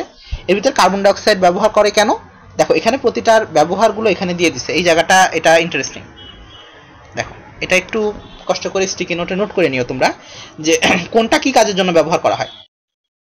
এখানে কার্বন ডাইঅক্সাইড ব্যবহার করি আমরা কার্বোহাইড্রেট জাতীয় খাবার তৈরির জন্য, কারণ কার্বোহাইড্রেট তৈরি করার জন্য 6টা কার্বন লাগবে তোমার, আর সেই 6টা কার্বনের উৎস হচ্ছে এই কার্বন ডাইঅক্সাইড। পানি ব্যবহার করি কেন, কারণ হচ্ছে NADPH প্লাস হাইড্রোজেন আয়ন তৈরি করার জন্য। এই যে NADP থেকে যখন NADPH প্লাস H প্লাস তৈরি হয়, এই যে দুইটা হাইড্রোজেন অতিরিক্ত তোমার লাগলো, এটা আসবে কোথা থেকে, পানি থেকে। তাহলে এই জন্য পানি ব্যবহার করা হয়। সূর্যের আলো কেন ব্যবহার করি, ফোটনের জন্য। আমার যে 50 থেকে 60টা ফোটন শক্তি লাগে, সেই ফোটনের যোগান দেয় হচ্ছে সূর্যের আলো। আর ক্লোরোফিল কেন দরকার, কারণ ওই সূর্য শক্তিটাকে শোষণ করে সেটাকে রাসায়নিক শক্তিতে রূপান্তর করা। তাহলে প্রতিটা জিনিসের গুরুত্ব, মানে কেন কেন কোনটা ব্যবহার করি সেটার নাম এখানে দিয়ে দিচ্ছে, বিজ্ঞানী বার্নেসের আবিষ্কার করা। এবং ফটোসিনথেসিস অনেক আগে শুরু হয়, 350 কোটি বছর পূর্বে, পরবর্তী 300 কোটি বছর পূর্বে সেটা ব্যবহার করে অক্সিজেন তৈরি করা শুরু করে, যার কারণে কিন্তু পৃথিবীতে এখন অক্সিজেন। এবং ওই সময় মানে 300 কোটি বছর পূর্বে যে সায়ানোব্যাকটেরিয়াগুলো ছিল, এরা যে অক্সিজেনটা তৈরি করছিল, সেই সময়টার নামের জন্য হচ্ছে অক্সিজেন বিপ্লব, কারণ এর আগে পৃথিবীতে কোনো অক্সিজেন ছিল না। তো তারাই ফটোসিনথেসিসের মাধ্যমে পৃথিবীতে অক্সিজেন দিয়ে দিয়ে দিয়ে দিয়ে পৃথিবীতে অক্সিজেনের পরিমাণ সেই 20% গিয়ে পৌঁছাইছে এখন, তাই না? বাট এটা 0% ছিল একেবারেই। আচ্ছা, সালোক সংশ্লেষণ কারা করে, যাদের ক্লোরোপ্লাস্ট আছে, বা যাদের ফটোসিনথেটিক পিগমেন্ট আছে, অথবা যাদের ক্রোমাটোফোর আছে। তাহলে 3 ধরনের উদ্ভিদ সালোক সংশ্লেষণ করতে পারে। নর্মালি যারা ক্লোরোপ্লাস্ট আছে, যেমন আমাদের সবুজ শৈবালগুলো, ব্রায়োফাইট, টেরিডোফাইট, জিমনোস্পার্ম, অ্যাঞ্জিওস্পার্ম। দেখো এগুলো তোমাদের অধ্যায়গুলোর নাম, আমরা প্রথমে ছত্রাক শৈবাল পড়ছিলাম না, তাহলে ছত্রাক বাদ দিয়ে শৈবাল থেকে আসো। শৈবালের পরের অধ্যায়ের নাম ছিল ব্রায়োফাইটা, টেরিডোফাইটা, তারপর অধ্যায়ের নাম ছিল জিমনোস্পার্ম, অ্যাঞ্জিওস্পার্ম। এগুলো সবকিছু আমি পড়াই দিচ্ছি, তাই না? অধ্যায়গুলোর নাম পরপর সাজাই দিয়ে দিচ্ছে ওরা। আর পিগমেন্ট কোনগুলো, ফটোসিনথেটিক পিগমেন্ট কার আছে, সেটা হচ্ছে সায়ানোব্যাকটেরিয়াতে। তাহলে সায়ানোব্যাকটেরিয়াতে সরাসরি ক্লোরোপ্লাস্ট নাই, বাট তার আছে ফটোসিনথেটিক পিগমেন্ট, মানে রঙিন একটা পদার্থ আছে, যে পদার্থটা মূলত ওদের ফটোসিনথেসিস করতে সাহায্য করে। ক্রোম্যাটোফোর কাদের থাকে, এটা হচ্ছে জাস্ট লোহিত শৈবাল এবং বাদামি শৈবাল, দুই ধরনের শৈবালের ক্ষেত্রে ক্রোম্যাটোফোর থাকে। এই জিনিসটা সুন্দর করে এখানে গুছাই দিছে, এবং এটা ইম্পর্টেন্ট। বইয়ের ভিতরে তো একটু এলো পাতারি করে দেওয়া আছে, সবগুলো তথ্য এখানে সুন্দর করে গুছাই দিছে যে কাদের ক্ষেত্রে কোন কোন উদ্ভিদ বা কাদের ক্ষেত্রে কোন অঙ্গাণুটা সালোক সংশ্লেষণে হেল্প করে। আচ্ছা, এরপরে যদি আমরা আসি, সমস্ত দেহে ক্লোরোফিল থাকে, এগুলো লাগবে না আমাদের। এদের সবুজ শৈবাল, রিক্সিয়া, মার্সিনাটা, এদের ক্ষেত্রে থ্যালার যে ব্যাকটেরিয়া, এদের সমস্ত দেহেই ক্লোরোপ্লাস্ট থাকে, আমরা বলছিলাম এই কথাটা, বইয়ের ভিতরে আমাদের এটা ছিল। আচ্ছা, আমরা এক্সট্রা ইনফরমেশনগুলোর দিকে বেশি নজর দিব, কারণ বইয়ের ইনফরমেশন আমি বারবার তোমাদের পড়াইছি। সালোক সংশ্লেষণ কোথায় হয়, উদ্ভিদের সবুজ জায়গাগুলোতে হয়। তবে দেখো এই জায়গাটা 6 নম্বর পয়েন্টে আজিবুর স্যারের বইয়ের একটা তথ্য। তো এখানে বলছে কতিপয় ব্যাকটেরিয়াতে সুগঠিত যে প্লাস্টিডটা সেটা না থাকার কারণে ওদের সাইটোপ্লাজমে সালোক সংশ্লেষণ হয়। এটা কিন্তু একটা ইন্টারেস্টিং ব্যাপার। নর্মালি সালোক সংশ্লেষণ সাইটোপ্লাজমে কখনো হতে পারে না, বাট যেহেতু ব্যাকটেরিয়াদের ক্ষেত্রে সুগঠিত ক্লোরোপ্লাস্ট নাই, তো এই জন্য ওদের সালোক সংশ্লেষণ হওয়ার জন্য সাইটোপ্লাজমে আনা, সাইটোপ্লাজমে হচ্ছে সালোক সংশ্লেষণ, এটা জাস্ট মাথায় রেখো। আচ্ছা, এরপরে সালোক সংশ্লেষণের যে কমন বিক্রিয়াটা সেটা দিছে, এটা মনে রাখার জন্য আমি বলছিলাম গ্লুকোজের সংকেত থেকে আমরা এটা মনে রাখবো, C6H12O6। এখানে C 6টা, তার মানে আমি সালোক সংশ্লেষণে কার্বন ডাইঅক্সাইড ব্যবহার করবো 6টা, H12টা অর্থাৎ এখানে পানি ব্যবহার করবো 12টা, আর O 6টা মানে উৎপন্ন হবে 6টা কার্বন, 6টা অক্সিজেন। আচ্ছা, এরপরে প্রয়োজনীয় উপকরণের মধ্যে আমাদের ফোটন কণার কথা টথা এগুলো বলছি, যেগুলো আমাদের বইয়ের ভিতরে আমরা দেখে আসছি। এখন এখান থেকে আচ্ছা দেখো, এই যে ফোটনের যে শক্তিটা, আমাদের কিন্তু বইয়ে জাস্ট ফোটনের কথাটা বলছে, ফোটনটা আসলে কি সেই কথাটা এখানে একটু উল্লেখ করছে। দেখো ফোটন জিনিসটা কি, যেখানে ফোটনের কথা উল্লেখ করা হয়েছে বইয়ে, ওই জায়গাটাতে তোমরা একটু ফোটন সম্পর্কে লিখে রাখতে পারো। সূর্য অনবরত যে হাইড্রোজেন পরমাণু থেকে হিলিয়ামে রূপান্তরিত হয়। আমরা জানি সূর্যে যে হাইড্রোজেনগুলো আছে সেটা কিন্তু প্রতিনিয়ত হিলিয়ামে রূপান্তর হচ্ছে। আর এই বিক্রিয়া অর্থাৎ এই ফিউশন বিক্রিয়ার মাধ্যমে, এই যে ফিউশন একটার সাথে একটা ফিউশন হচ্ছে, তো এর মাধ্যমে যে শক্তি বের হচ্ছে সূর্য থেকে, সেই শক্তিগুলোর নাম হচ্ছে ফোটন কণা। ফোটন কণা দিয়ে যে শক্তিটা বাহিত হয় সেই শক্তির নাম হচ্ছে কোয়ান্টাম। ঠিক আছে, একটি ফোটন কণা দিয়ে, একটা ফোটন কণা দিয়ে যে শক্তিটা বের হবে সেই শক্তিটার নাম কি, এক কোয়ান্টাম। আর এক মোল যদি ফোটন কণাকে আমি নেই, এক মোল মানে কি 6.023 10⁻23 যদি ফোটন কণা হয়, তার যে শক্তি সেটাকে আমরা বলবো এক আইনস্টাইন। ঠিক আছে, তাহলে এক কোয়ান্টাম আর এক আইনস্টাইন। 12 অণু পানি লাগে। পানি কি জন্য লাগে? পানি থেকে ওই যে আমরা অক্সিজেনটা পাই, এবং এটা আমরা দেখেছিলাম পানি থেকে যে অক্সিজেনটা পাই বিভিন্ন বিক্রিয়ার মাধ্যমে আমরা এটা প্রমাণও করে দিছি। এবং এই অক্সিজেনটা আলটিমেটলি এই বর্জ্য পদার্থ হিসেবে যে অক্সিজেনটা, সেটা আমাদের বায়ুমণ্ডলে গুরুত্বপূর্ণ ভূমিকা রাখে।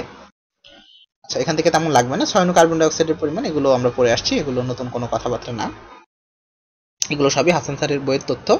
আমরা আজিবুর স্যারের বইয়ের তথ্য দিকে একটু যদি লক্ষ্য রাখি, সেটা হচ্ছে এই পার্সেন্টেজগুলো আমাদের হাসান স্যারের বই অনুসারে। এখন আলোর যে কার্যকর বর্ণালী, এর ভিতরে ওরা বলছে গমের পাতায় পতিত সৌরশক্তির 1 থেকে 2% গাছ সালোকসংশ্লেষণে ব্যবহার করে। আর পাতায় নর্মালি সৌরশক্তি যেটা পড়ে সেটা 0.5 থেকে 3.5% ক্লোরোফিল এবং অন্যান্য শক্তি দ্বারা। আচ্ছা, এই প্রথম লাইনটা আমাদের হাসান স্যারের বই আছে, বাট দ্বিতীয় লাইন যেটা গাছের পাতায় সৌরশক্তির 1 থেকে 2% গাছ সালোকসংশ্লেষণে ব্যবহার করে, এই কথাটাও একটু লিখে রেখো বইয়ের ভিতরে। তাহলে গাছের পাতায় যে সৌরশক্তিটা পড়ে তার কতটুকু ব্যবহার করে গাছ? 1 থেকে 2%। ঠিক আছে, আর সালোকসংশ্লেষণে বেশি ব্যবহৃত আলো কোনটা? বেনি কলা।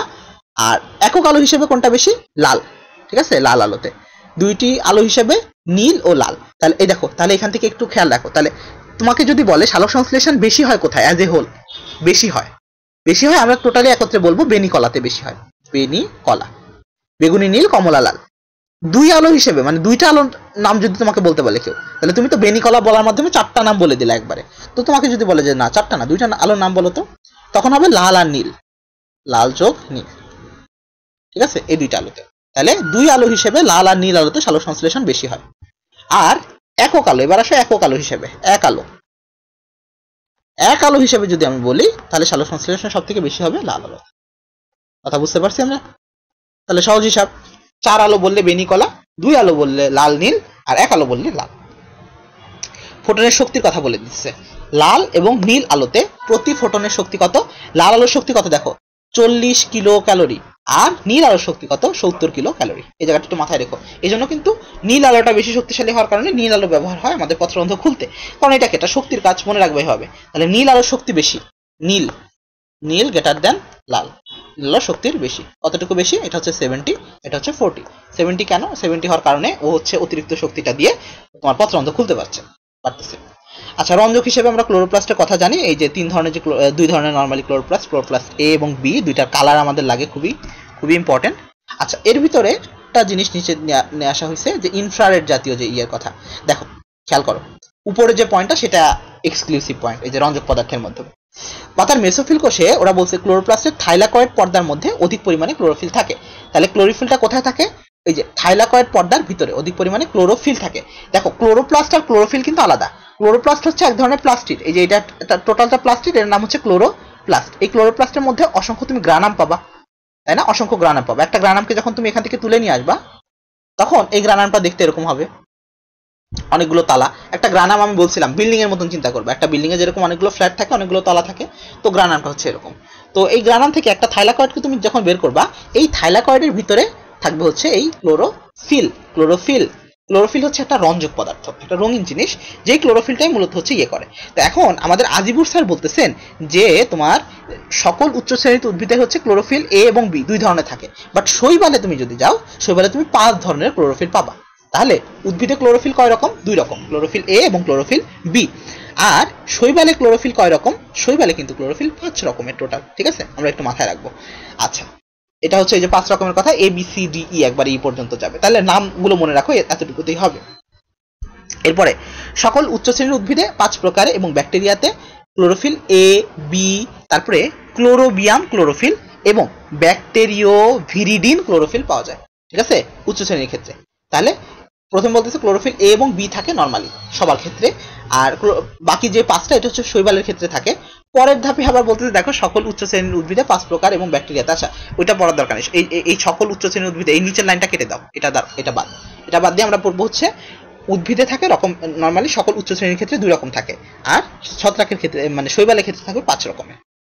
আচ্ছা, আর ব্যাকটেরিয়ার ক্ষেত্রে এক্সক্লুসিভ 2টা নামের কথা বলছি, ক্লোরোবিয়াম ক্লোরোফিল আর ব্যাকটেরিওভিরিডিন ক্লোরোফিল।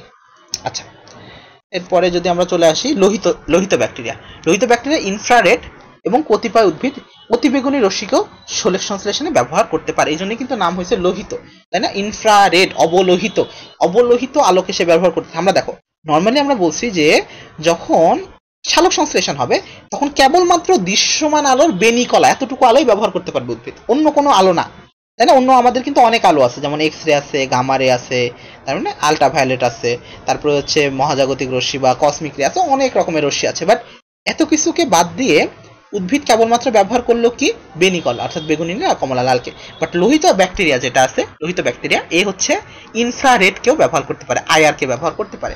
আর কতিপয় উদ্ভিদ আছে যারা হচ্ছে অতিবেগুনি বা আলট্রাভায়োলেট, তাহলে ও হচ্ছে ইনফ্রারেড, আর কিছু উদ্ভিদ যারা আছে তারা ইউভি এদেরকে ব্যবহার করে সালোক সংশ্লেষণ করতে পারে। আচ্ছা, তো আমরা নরমালি জানি ক্লোরোফিল 2 রকম, ক্লোরোফিল এ আর বি। এ কে আমরা বলি 673। আচ্ছা, আর হচ্ছে না, একটা হচ্ছে কি জানি ছিল আমাদের এখানে, আমাদের বই অনুসারে কত ছিল, একটা ছিল হচ্ছে 700 আর একটা হচ্ছে 680, তাই না? 2 রকম ছিল না? বাট আজিবুর স্যারের বই অনুসারে দেখো ক্লোরোফিল এ কে তারা বলতেছে 673 আর এখানে বলতেছে 683। পাশে দিয়ে লিখে রাখো, যদি কখনো পরীক্ষার অপশনে তুমি 680 আর 700 না পাও, 680 আর 700 যদি তুমি না পাও, তাহলে তখন বুঝবা এই অপশনটা মানে আজিবুর স্যারের বই থেকে তো প্রশ্নটা আসছে, তো তখন 673 ভার্সেস 773 দিবে, 683 সরি 673 আর 683, ঠিক আছে? আচ্ছা, ক্লোরোফিল এ 2 রকম আর কি বলতেছে, chlorophyll A 673 R chlorophyll A 683, তাহলে এর কথাই বলছে ওরা 2 রকমের, সরি।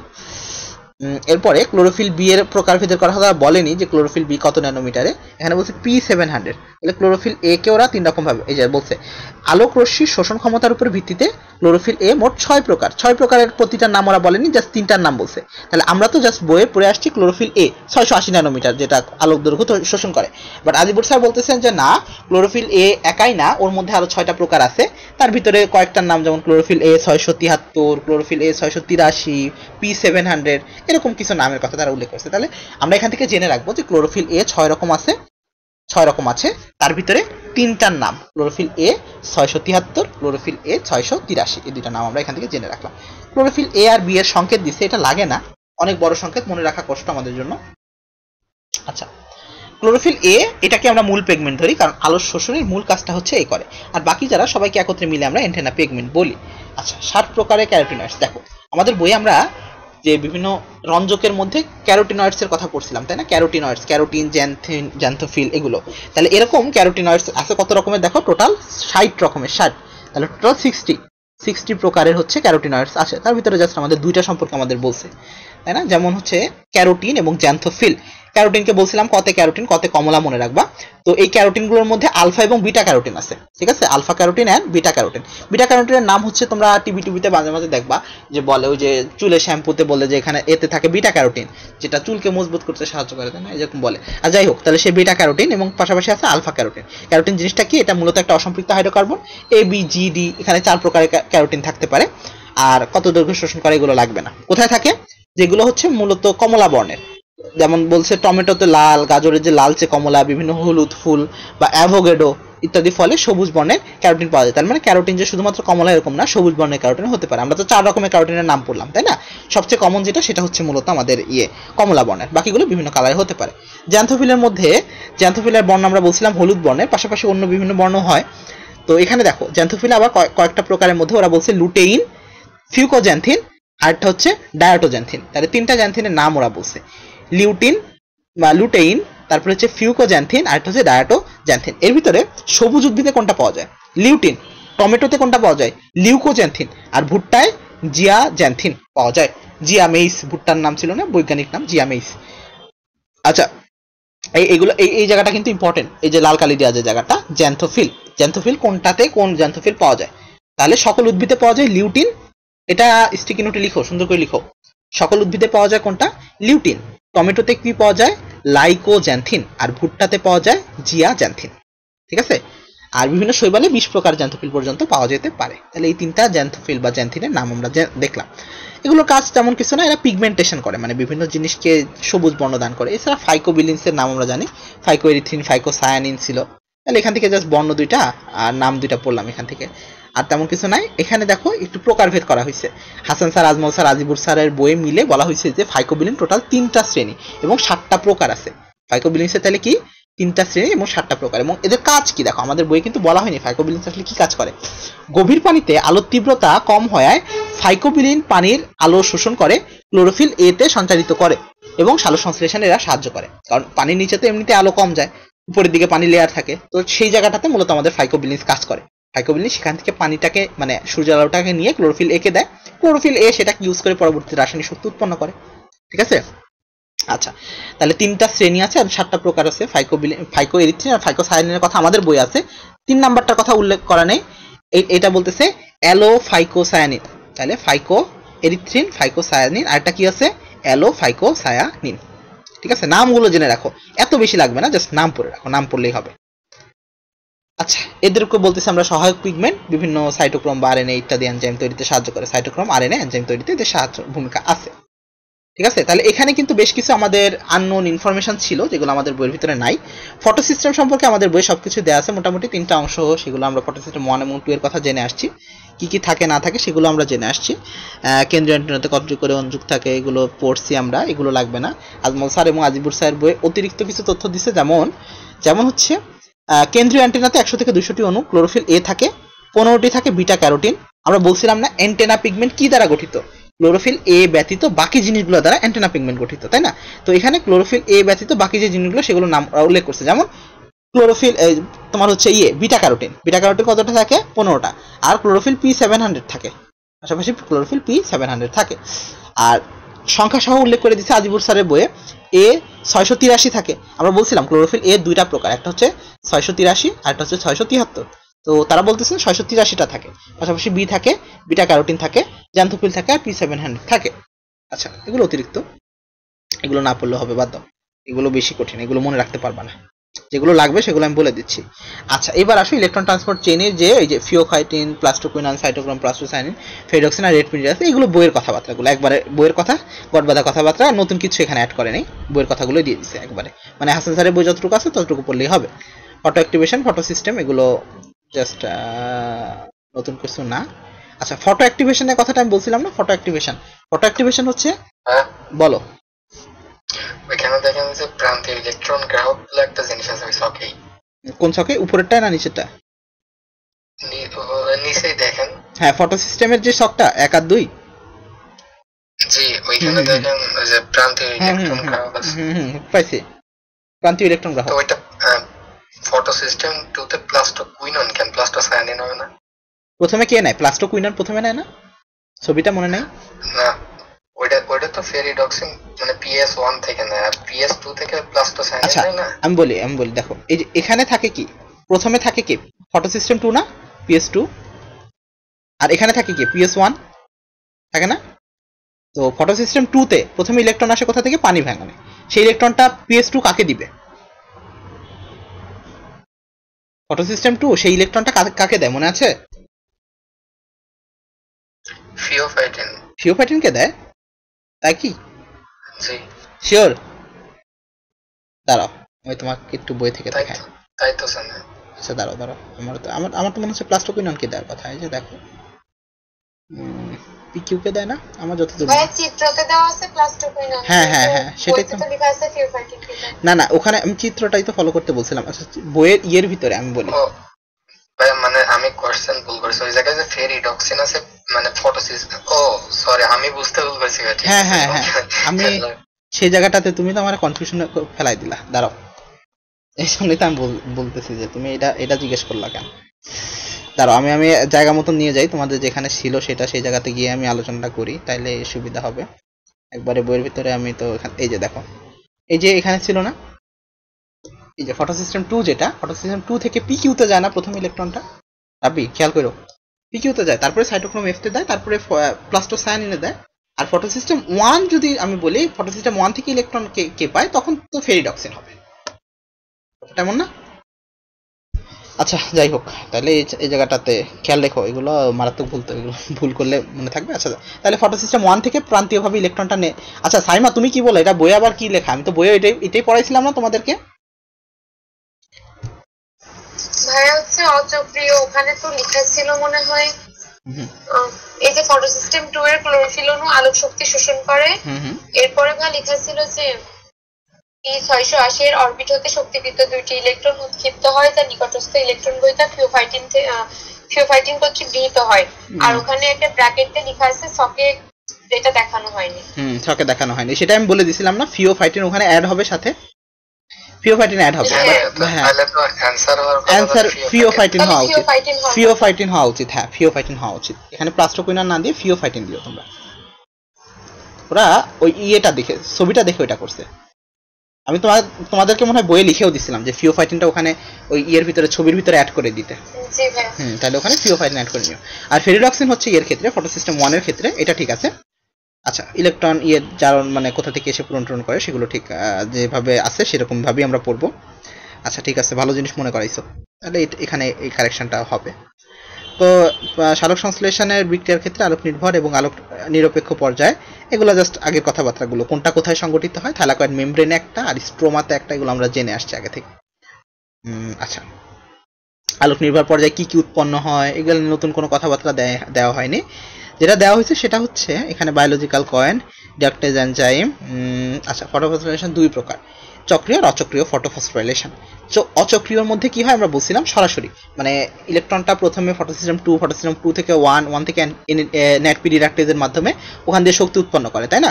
আচ্ছা এই ক্ষেত্রে এটা বলতেছে এই যে বিজ্ঞানী হিল এবং বেন্ডাল উপস্থাপিত ইলেকট্রনের যে অচক্রীয় স্থানান্তর পথটি, এটা জেড আকৃতি বিশিষ্ট হওয়ার কারণে এটার আরেকটা নাম হচ্ছে জেড স্কিম। তাহলে অচক্রীয় ফটোফসফোরাইলেশনের আরেকটা নাম জেড স্কিম পাথওয়ে। কারণ কি, এটা দেখতে অনেকটা জেডের মতো, জেড আকৃতির। কারণ হচ্ছে ওই যে জেডটা প্রথমে মনে হয় জেড বুঝাইছে এরকম, কারণ ইলেকট্রনটা প্রথমে পানি থেকে আসতেছে, তারপর সরাসরি যাচ্ছে, পরে নেটপি ডিডাকটেজ চলে যাচ্ছে, এরকম হওয়ার কারণে হয়তো বা যেটাকে জেড আকৃতি বলতেছে ওরা, আই থিঙ্ক জেড কে। এখন দেখো চক্রীয় ফটোফসফোরাইলেশনের ক্ষেত্রে যেটা একটা মাত্র এটিপি তৈরি হয়, তাহলে ওখানে এটিপি কয়টা, এখানে একটা তৈরি হয় এবং হচ্ছে ওই যে NADPH প্লাস হাইড্রোজেন আয়ন তৈরি হয় পাশাপাশি। বাট চক্রীয়তে তো আর সেটা হবে না, কারণ নেটপি রিডাকটেজ পর্যন্ত তো তোমার ইলেকট্রনটা যাচ্ছে না। চক্রীয়র ক্ষেত্রে বারবার ঘুরপাক খাচ্ছে একই জায়গাতে, তাই না? তো যার কারণে এখানে জাস্ট একটা এটিপি তৈরি হবে। আর এটা হয় আদি ব্যাকটেরিয়ার ক্ষেত্রে, শৈবালের ক্ষেত্রে হয়। আর পানি সরবরাহ বন্ধ হয়ে গেলে তখন হচ্ছে অচক্রীয় না হয় চক্রীয় হয়। তাহলে স্পেশাল কন্ডিশনটা কোনটা, আদি ব্যাকটেরিয়াতে হবে এবং পানি সরবরাহ বন্ধ হয়ে গেলে এই কাজটা হবে। আচ্ছা আর বাকি যে পার্থক্যের ছকটক এগুলো দিয়ে দিছে, পড়ার পরে সময় করে, এগুলো তোমাদের দরকার নেই। যে বিক্রিয়াগুলো ওরা একত্রে করে দিছে, হ্যাঁ এগুলো একেবারে হাই লেভেলের জন্য, এত বিক্রিয়া তুমি মাথায় রাখবা না, তাই না? বাদ দাও, এগুলো লাগবে না। আলোক নিরপেক্ষ পর্যায়, আচ্ছা আলোক নিরপেক্ষ পর্যায়ে আরেকটা নাম হচ্ছে কার্বন বিজারণ পর্যায়। কারণ এখানে কার্বনটাকে আমি বাতাস থেকে কালেক্ট করে গেথে কার্বন দিয়ে আমি কার্বোহাইড্রেট তৈরি করতেছিলাম, অর্থাৎ কার্বনের এখানে বিজারণ করাচ্ছি আমি বারবার করে, তাই এটার নাম হচ্ছে কার্বন বিজারণ পর্যায়। তো এখানে আবার 3টা পথ আছে, আমরা বলছিলাম স্বীকৃত 3 ধরনের উদ্ভিদের ক্ষেত্রে 3 রকম দেখা যায়, ক্যালভিন চক্র, হ্যাথোস স্ল্যাক আর প্যাসুলেসিন অ্যাসিড মেটাবলিজম। এখানে জাস্ট তোমার কিছু নামগুলো দিয়ে দিছে, হ্যাঁ কারণ এটা দেখো এখানে কিন্তু চক্র দেয়নি, কারণ অ্যাডমিশন টেস্টে যখন তোমার আসবে প্রশ্নগুলো তখন কিন্তু চক্র লিখতে দিবে না ওরা, তাই না? ওরা যে দিবে ওখানকার ইম্পর্টেন্ট লাইনগুলো, যে কোথায় কোন উদ্ভিদে প্রথম আবিষ্কার করা হয়। যেমন ক্লোরেলাতে সেখানে তেজস্ক্রিয় কার্বন ব্যবহার করে সন্ধানী পদ্ধতিতে আবিষ্কার করে। প্রথম সবচেয়ে গুরুত্বপূর্ণ এনজাইমের নাম কি, রুবিস্কো এনজাইম। গ্রহিতাকে RUBP, রাইবোলোজ 1,5 বিস ফসফেট, তাই না? এগুলো আচ্ছা রুবিস্কো হচ্ছে কি, রুবিস্কো একটা নাম বলছে ওরা, রুবিস্কোর পূর্ণ রূপ বলছে, রুবিস্কো হচ্ছে রাইবোলোজ বিস ফসফেট কার্বক্সিলেজ, এই জন্য নাম দিচ্ছে রুবিস্কো।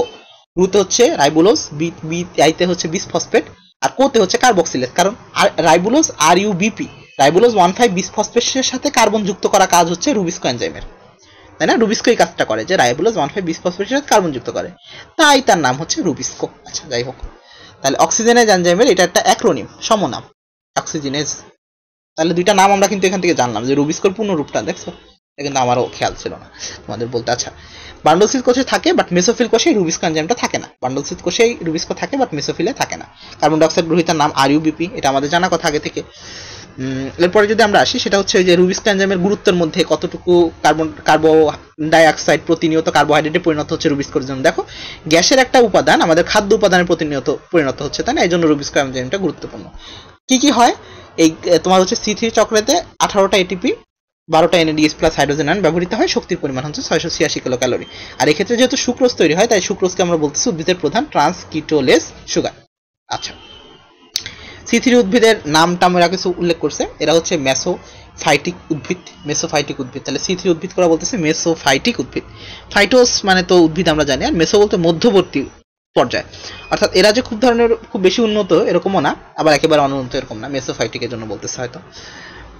আচ্ছা, এরপরে যদি আমরা আসি সেটা হচ্ছে নগ্নবীজি, ব্রায়োফাইটা, টেরিডোফাইটা, শৈবাল, এদের ক্ষেত্রে C3 চক্রটা ঘটে। C4 তো কিছু স্পেসিফিক উদ্ভিদের জন্য, আমরা বিশেষ করে ওই যে যখন আমরা পড়ছিলাম ন্যাট ডিডাক্টেজ, ন্যাট পি ডিডাক্টেজ কাদের ক্ষেত্রে ঘটে, ওর মধ্যেই কিন্তু আমাদের প্রকারভেদগুলো চলে আসছিল, তাই না? C4 উদ্ভিদের উদাহরণগুলোর মধ্যেই ছিল। তার মানে C4 হচ্ছে জাস্ট কিছু স্পেসিফিকের জন্য, আর C3 অধিকাংশের ক্ষেত্রে। আচ্ছা, বলছে 11টি গণের সপুষ্পক উদ্ভিদে C3 এবং C4 উভয় দেখা যায়। ঠিক আছে, 11টি গণের সপুষ্পক উদ্ভিদের ক্ষেত্রে এই জিনিসটা ঘটে। 11টি গণগুলোর নাম উল্লেখ করেনি বা বলেওনি। C3-র ক্ষেত্রে ক্রাঞ্জ অ্যানাটমি থাকে না, এবং দেখা যায় যে 20%-এর বেশি অক্সিজেন থাকলেই কার্বন বিজারণ এদের ক্ষেত্রে বাধাগ্রস্ত হয়। তার মানে অক্সিজেন বেশি থাকলে ওদের সমস্যা, আমরা বলছিলাম এর মধ্যে। আচ্ছা, এরপরে এক্সট্রা তেমন কথাবার্তা নাই এদিকে। আমরা যদি চলে আসি আলোক শোষণ বা ফটো রেসপিরেশনে, বলছিলাম এটা হয় কখন, যখন উচ্চ তাপমাত্রা হয়ে যায়। তাপমাত্রাটা দেখো এখানে বলছে কিন্তু 30 ডিগ্রির উপরে থাকলে, আমাদের বইয়ে একটা ব্র্যাকেটের মধ্যে ছোট্ট করে লেখা ছিল, এই লাইনটাকে এমফেসাইজ করে এখানে নিয়ে আসা হয়েছে। 30 ডিগ্রির উপরে যদি তাপমাত্রা কখনো থাকে তখন 3টা অঙ্গাণু এখানে কাজ করে, CMP দিয়ে বা ক্যাম্প দিয়ে মনে রাখতে বলতাম আমি, ক্লোরোপ্লাস্ট, পারঅক্সিয়াম এবং মাইটোকন্ড্রিয়া, 3 জায়গাটাতে। আচ্ছা দেখো, প্রথম স্থায়ী পদার্থের নাম ছিল গ্লাইকোলেট, এরপর পরবর্তীতে গ্লাইঅক্সিলেট, তারপরে হচ্ছে গ্লাইসিন, লেরিট নামে অ্যামিনো অ্যাসিডে রূপান্তরিত হয়, মাইটোকন্ড্রিয়াতে প্রবেশ করে। এগুলো দরকার নেই, এগুলো তোমাদের লেভেলের জন্য না, বা এত ডিপ করবে না। তুমি এখানে মনে রাখো কি হয়, কত ডিগ্রি সেলসিয়াসের উপরে গেলে হয় এবং কত % পর্যন্ত কমে যেতে পারে। ঠিক আছে। আচ্ছা, আলোক শোষণ বা ফটো রেসপিরেশনের পার্থক্য দরকার নেই, এটা বইয়ে আছে, বইয়ের ভিতরে আমি পড়াইছি। C4 চক্র 4 কার্বন, প্রথম উৎপন্ন পদার্থ যেহেতু 4 কার্বন বিশিষ্ট তাই নাম C4। তাপমাত্রাগুলো বা কার্বন ডাইঅক্সাইড গ্রহীতার নাম, এগুলো বইয়ের ভিতর থেকে আমি পড়াই দিচ্ছি, এগুলো নতুন কিছু না। এখানে নতুন কিছু যেটা সেটা হচ্ছে অপর নাম কি আছে, C4 চক্রের অপর কি নাম আছে। দেখো আমি 2টা নামের কথা বলছিলাম, ডাইকার্বক্সিলিক চক্র আর C4 বা তোমার হচ্ছে হ্যাসোস্ল্যাক চক্র। পাশাপাশি কি আছে দেখো, কোঅপারেটিভ ফটোসিনথেসিস, লিখে রাখো, পাশাপাশি লিখে রাখো। আমি বইয়ের ভিতরে তো সব লিখে দেওয়ার মনেও থাকে না, বা আমার কাছেও সবকিছু লেখা থাকে না সবসময়। কোঅপারেটিভ ফটোসিনথেসিস এবং বিটা কার্বক্সিলেশন পথ। কোঅপারেটিভ ফটোসিনথেসিস ওখানে ব্র্যাকেট দিয়ে অথবা অবলিক দিয়ে লিখে রাখো পাশে, C4 এর পাশে, কোঅপারেটিভ ফটোসিনথেসিস বা বিটা কার্বক্সিলেশনের পথ। কোঅপারেটিভ ফটোসিনথেসিস আর বিটা কার্বক্সিলেশন পথ, বুঝছো না? আচ্ছা, এরপরে ওই যে ভাই সকল যারা ছিল, ভাই সকল দিয়ে মনে রাখতে বলছিলাম, ন্যাট পি ডিডাক্টেস বা ন্যাট পি ম্যালিক, যেটা সকল। তারপরে ভুট্টা, ইক্ষু, সারগাম, ক্র্যাব, ঘাস, সারগাম, যাই হোক এগুলো ছিল। আর মিচকা ছিল শয়তান, মিচকা, ন্যাট ম্যালিক, আর বাকি ছিল গিনি ঘাস একটা। আচ্ছা, উদাহরণগুলো দেখো, অনেকগুলো উদাহরণ দিয়েছে, আমরা যা উদাহরণ পড়ছি, অর্থাৎ ভুট্টা, আখ, বজরা, কাউন, চীনা, গিনি, ডাটা, মুথা, উট, বার্লি, জোয়ার, আপাং, এগুলো এইসব হচ্ছে C4 এর উদ্ভিদের উদাহরণ। C4 আর C3 পার্থক্য আমরা শিখে আসছি, এগুলো একই রকম, এগুলো নতুন কিছু না, এগুলো সবকিছু শিখছো, এগুলো বলে দিছি আগে। অর্থাৎ ক্যালভিন চক্র, হ্যাসোস্ল্যাক চক্রের মধ্যে পার্থক্য, তাপমাত্রাগুলো পড়বো আমরা, কার্বন ডাইঅক্সাইড গ্রহীতার নামগুলো পড়বো, কোথায় কোনটা সংগঠিত হয়, কার বেশি সেটা। পাথরকুচি বা ক্র্যাসুলেসিয়ান গ্রোথ যেটা হয়, ক্র্যাসুলেসিয়ান অ্যাসিড মেটাবলিজম, এবং এইটার যে বিক্রিয়াগুলো এটা কিসের মতন, C4 এর মতন, খেয়াল রেখো, C3 না, C4 এর মতন। তাহলে ক্যামের যে বিক্রিয়াগুলো C4 এর মতন হয়। আচ্ছা, এরপরে আলোক নিরপেক্ষ পর্যায়ের পার্থক্য, এগুলো বইয়ের ভিতরে দেওয়া আছে, এগুলো নতুন করে আমি কিছু বলবো না তেমন, এগুলো সব দিছে বইয়ের ভিতরে। সালোক সংশ্লেষণের অপটিমাম টেম্পারেচারের কথাও বলে দিছে এখানে, এগুলো আমি দাগাই দিছি বই, এগুলো নতুন কিছু না। তারপরে অক্সিজেনের উৎস, এটা জানি আমরা, কি কোন বিক্রিয়াতে কি ব্যবহার করে, জাস্ট এতটুকু মনে রাখবা। দেখো এখানে 3টা লাইনে 3টা শর্ট ফর্মে দিয়ে দিছে, এটা সহজ আমাদের জন্য মনে রাখা। হিল বিক্রিয়াতে অজৈব জারক, ভ্যান নিলে H2SO সায়ানোব্যাকটেরিয়া, রুবেন কামিনের ক্ষেত্রে অক্সিজেন 18 ব্যবহার করা হয়। জাস্ট এই 3টা কথা মনে রাখবো জাস্ট এখান থেকে। Law of minimum, law of limiting factor, এগুলো পড়াই দিছি আমি, তো এখানে আর নতুন কিছু করে লাগবে না। লিমিটিং ফ্যাক্টর সালোক সংশ্লেষণের ক্ষেত্রে 3টা, এগুলো বইয়ের ভিতরে দাগাই দিছি। আমি জাস্ট এক্সট্রা ইনফরমেশনগুলোর দিকে এমফাসাইজ করতেছি, কারণ বইয়ের যে ইনফরমেশনগুলো তো আমি ওখানে বারবার এমফাসাইজ করে পড়ে তোমাদের বলে দিছি। দেখো এখানে একটা কথা বলছে যে তুমি যদি প্রতি 10 ডিগ্রি সেলসিয়াস তাপমাত্রা বৃদ্ধি করো তাহলে সালোক সংশ্লেষণের হার বেড়ে যাবে কতটুকু 2.2 থেকে 2.6 গুণ পর্যন্ত বাড়তে পারে প্রতি 10 ডিগ্রিতে প্রতি 10 ডিগ্রি সেলসিয়াস তাপমাত্রা বাড়ালে সালোক সংশ্লেষণ কত গুণ বাড়বে 2.2 থেকে 2.6 গুণ পর্যন্ত বাড়বে 2.2 থেকে 2.6 গুণ পর্যন্ত সালোক সংশ্লেষণ বাড়বে কতটুকু তাপমাত্রা বাড়ালে মাত্র 10 ডিগ্রি সেলসিয়াস তাপমাত্রা বাড়ালে ঠিক আছে আচ্ছা এরপরে যদি আমরা চলে আসি ক্লোরোফিলের পরিমাণ নিয়ন্ত্রণ করে আচ্ছা এখানে কিছু কোশ্চেন আছে আমি এগুলাতে আর টাইম নষ্ট করতেছি না অনেকগুলো কোশ্চেন তোমরা একটু বাসায় সুন্দর করে দেখে নিও একেবারে সহজ সহজ কোশ্চেন তোমরা যেগুলো পড়ছো সেই কোশ্চেনগুলো হ্যাঁ প্রায় 9:42 বেজে গেছে আমার শেষ করতে হবে অধ্যায় এগুলো দেখে নিও কোনো কোশ্চেনে সমস্যা থাকলে অবশ্যই আমাকে জানিও এখানে মানে রাইজেস সলভ করার ক্ষেত্রে প্রিভিয়াস ইয়ারের কোশ্চেনগুলোর দিকে বারবার খেয়াল দিবা এটাকে বলা হচ্ছে কোশ্চেন অ্যানালাইসিস তুমি যখন প্রিভিয়াস ইয়ার কোশ্চেন সলভ করো তখন বুঝতে পারবা যে কোন জায়গাটা থেকে বারবার কোশ্চেন করতে তখন তুমি যখন বই পড়বা তখন ওই জায়গাটা ভালো করে মুখস্থ করার চেষ্টা করবে আগে তাই না এইজন্য কোশ্চেন অ্যানালাইসিস শিখতে হবে বারবার কোশ্চেন ব্যাংক দেখে দেখে দেখো আমাদের অধ্যায় লাস্ট টপিক ছিল শ্বসন একটা জারণ বিজারণ প্রক্রিয়া এবং দিবারাত্রি 24 ঘন্টা ঘটে দুইটা জায়গাতে হয় সাইটোপ্লাজম মাইটোকন্ড্রিয়াতে কারণ হচ্ছে আমরা জানি সবার তার অবাধ শ্বসন একটা ব্যাপার থাকে তো সবাদ শ্বসনের টোটাল 4টা স্টেপের মধ্যে মাত্র একটা হচ্ছে সাইটোপ্লাজমে ঘটে বাকিগুলো মাইটোকন্ড্রিয়াতে আর অবাধ শ্বসন টোটালটাই সাইটোপ্লাজমেই ঘটে আচ্ছা এর ভিতরে দেখো শাসনিক বস্তুর কথা আমি বলছিলাম বস্তু মানে যেটা থেকে আসলে আমরা শ্বসন করব কি কি গ্লুকোজ আমাদের বই কিন্তু গ্লুকোজের কথা বললো বাট পাশাপাশি ফ্রুক্টোজের কথা মনে রাখবো ফ্রুক্টোজ একটা শাসনিক বস্তু আর যদি গ্লুকোজ বা ফ্রুক্টোজ না থাকে তখন কি হবে খেয়াল রাখো লিখে রাখো বই গ্লুকোজ নরমালি শাসনিক বস্তু পাশাপাশি ফ্রুক্টোজও হতে পারে বাট যখনও তোমার যদি কোনো সময় গ্লুকোজ বা ফ্রুক্টোজ না থাকে তখন কি হবে শাসনিক বস্তু সুক্রোজ স্টার্চ এরা আর দেহে যদি শর্করা ঘাটতি দেখা যায় মনে করো সুক্রোজ স্টার্চ সেটাও নেই তখন হবে চর্বি অ্যামিনো অ্যাসিড পেপটাইড প্রোটিন এবং অ্যাসিড সমূহ জৈবিক অ্যাসিড সমূহ কথা বুঝছো এই জায়গাটা মনে রাখো সুন্দর করে এটা লিখে রাখো এটা বইতে নাই বই আমাদের শাসনিক বস্তু হিসেবে শুধুমাত্র গ্লুকোজের কথা বলছে ফ্রুক্টোজের কথা বলছে বাট আমরা আশেপাশের অন্যগুলোর নামও জানতে হবে গ্লুকোজ এবং ফ্রুক্টোজ পাশাপাশি অনুপস্থিত যদি হয় তাহলে স্টার্চ আর সুক্রোজ আর যদি অভাব দেখা যায় কোনো রকমের কার্বোহাইড্রেট শরীরের মধ্যে নাই তোমার তখন কি করবা তখন চর্বি অ্যামিনো অ্যাসিড পেপটাইড প্রোটিন এবং জৈব অ্যাসিড সমূহ ব্যবহার করবা ঠিক আছে আচ্ছা তো এটা গেল এরপরে যদি আমরা আসি সবাতার অবাধ শ্বসনের মধ্যে আমরা জানি শক্তির উৎস নরমালি আমাদের কোষ পায় এটিপি থেকে আর এটিপির সাপ্লাই দেয় হচ্ছে শ্বসন কারণ শ্বসনের মাধ্যমে খাবারগুলোকে ভেঙে ভেঙে বিভিন্নভাবে এটিপি তৈরি করা হয় দেখো এখানে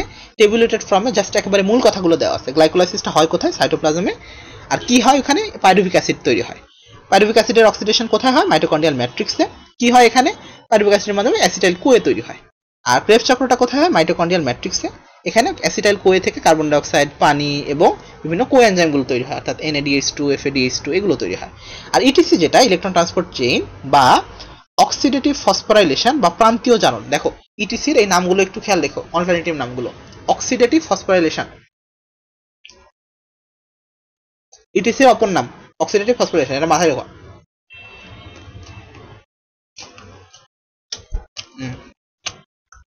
দাঁড়াও একটু জালে গেছিল আচ্ছা 1 মিনিট দাঁড়া আমি চাবাই নি ভালো করে চাবাইতে কথা বলা যাবে না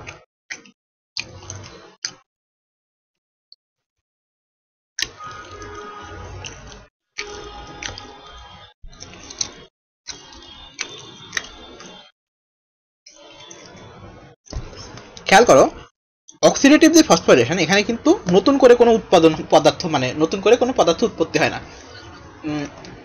আর তুমি হচ্ছে রাবিয়াটা প্রশ্ন করছিলা যে ভাইয়া ক্রেবস চক্রে বলছে কতটুকু এটিপি তৈরি হয় তো আমি তো দেখি ক্রেবস চক্রে এটিপি তৈরি হয় মাত্র 2টা তাই না আর আমরা বলছিলাম ক্রেবসের জিএফ কণা তাহলে জিটিপি বা এটিপি তৈরি হয় 2টা FADH2 তৈরি হয় 4টা কার্বন ডাই অক্সাইড না এটাও 2টা কার্বন ডাই অক্সাইড 4টা আর NADH2 এটা হচ্ছে 6টা জিএফ কণা তো মনে হতে পারে তাহলে ক্রেবস চক্রে তো এটিপি তৈরি হচ্ছে 2টা না আলটিমেটলি সেটা না বাকি যে জিনিসগুলো তৈরি হচ্ছে এর মধ্যে তো এটিপি লুকায় আছে বাট এখানে প্রকাশ পায়নি বাট এদেরকে যখন আমি ভাঙবো তখন তো আলটিমেটলি 24টা এটিপি পাবো তাহলে ক্রেবস চক্রে আলটিমেটলি উৎপন্ন এটিপি তো আসলে 2টা না আসলে 24টা সেই হিসাব যদি হতো তুমি যদি শুধুমাত্র এটিপি হিসাব করতে তাহলে তো আলটিমেটলি সব এটিপি উৎপন্নের ক্রেডিট পেতে হচ্ছে ইটিসি আসলে ইটিসি কিন্তু এটিপি তৈরি করে না এটিপিকে কনভার্ট করে তাই না তো এই জন্য খেয়াল রাখতে হবে আমরা যদি বলি যে গ্লাইকোলাইসিসে কতটা এটিপি তৈরি হলো বা পাইরুভিক অ্যাসিড অক্সিডেশনে কতটুকু এটিপি তৈরি হলো তো আমি লাস্ট হিসাবটা করবো যে আসলে শেষ পর্যন্ত গিয়ে কতটুকু এটিপি তৈরি হয় আসো কর্মদক্ষতার কথা বলছে 55.4 বা 40% এটা আমরা জানি এটা বইয়ের ভিতরে দেওয়া আছে এখান থেকে গ্লাইকোলাইসিস দেখো গ্লাইকোলাইসিসের আরেকটা নাম হচ্ছে এমডেন-মায়ার-হুপ পাথওয়ে বা ইএমপি পাথওয়ে বলছিলাম আমরা। সংগঠিত হয় কোথায়? সাইটোপ্লাজমে, এবং সবাই হচ্ছে দ্রবণীয় থাকে। কি কি উৎপন্ন হয়? দুইয়ের খেলা সব, দুইটা এটিপি, দুইটা NADH2 আর দুইটা হচ্ছে তোমার পাইরুভিক অ্যাসিড। বিক্রিয়াগুলো টেবুলেটেড ফর্মে দিছে, সব লাগে না। দেখো ওরাও সব বিক্রিয়াকে দাগায়নি, মাত্র 1, 3 এবং 9 নাম্বারটা যেগুলো হচ্ছে মূলত একমুখী বিক্রিয়া, এগুলো ইম্পর্টেন্ট। আর কিছু এনজাইমের নাম এগুলো আমি পড়াই দিছি, এগুলো নতুন করে আমি বকবক করবো না, এগুলো তোমাদের বলে দিছি সবকিছু। আচ্ছা, পাইরুভিক অ্যাসিড এখানে এক্সট্রা কিছু দিছে না? এক্সট্রা কিছু নাই। দেখো নিয়ন্ত্রণ হয় কি দিয়ে? আমি বলছিলাম গ্লাইকোলাইসিস নিয়ন্ত্রণ হয় কি দিয়ে? তিনটা জিনিসের নাম উল্লেখ করছিলাম না? জিপিএ দিয়ে, মনে আছে? গ্লুকোজের পরিমাণ, তারপরে ফসফোফ্রুক্টোকাইনেজের পরিমাণ, আর এ দিয়ে হচ্ছে এটিপি দিয়ে, তাই না? তাহলে এই জিপিএ দিয়ে নিয়ন্ত্রিত হয় কিন্তু। তাহলে ওরা বলতেছে কি, দেখো সেই একই কথা, এটিপি দ্বারা নিয়ন্ত্রিত হয়। পরবর্তীতে এটিপি এর ব্যবহার দ্রুত হলে গ্লাইকোলাইসিস ত্বরান্বিত হবে, হ্রাস পেলে হচ্ছে কমে যাবে, সহজ কথা। গ্লুকোজের প্রাপ্তি জি, আর পিতে হচ্ছে ফসফোফ্রুক্টোকাইনেজ। তাহলে ওই তিনটা কথাকেই একটু বিশ্লেষণভাবে লিখছে ওরা।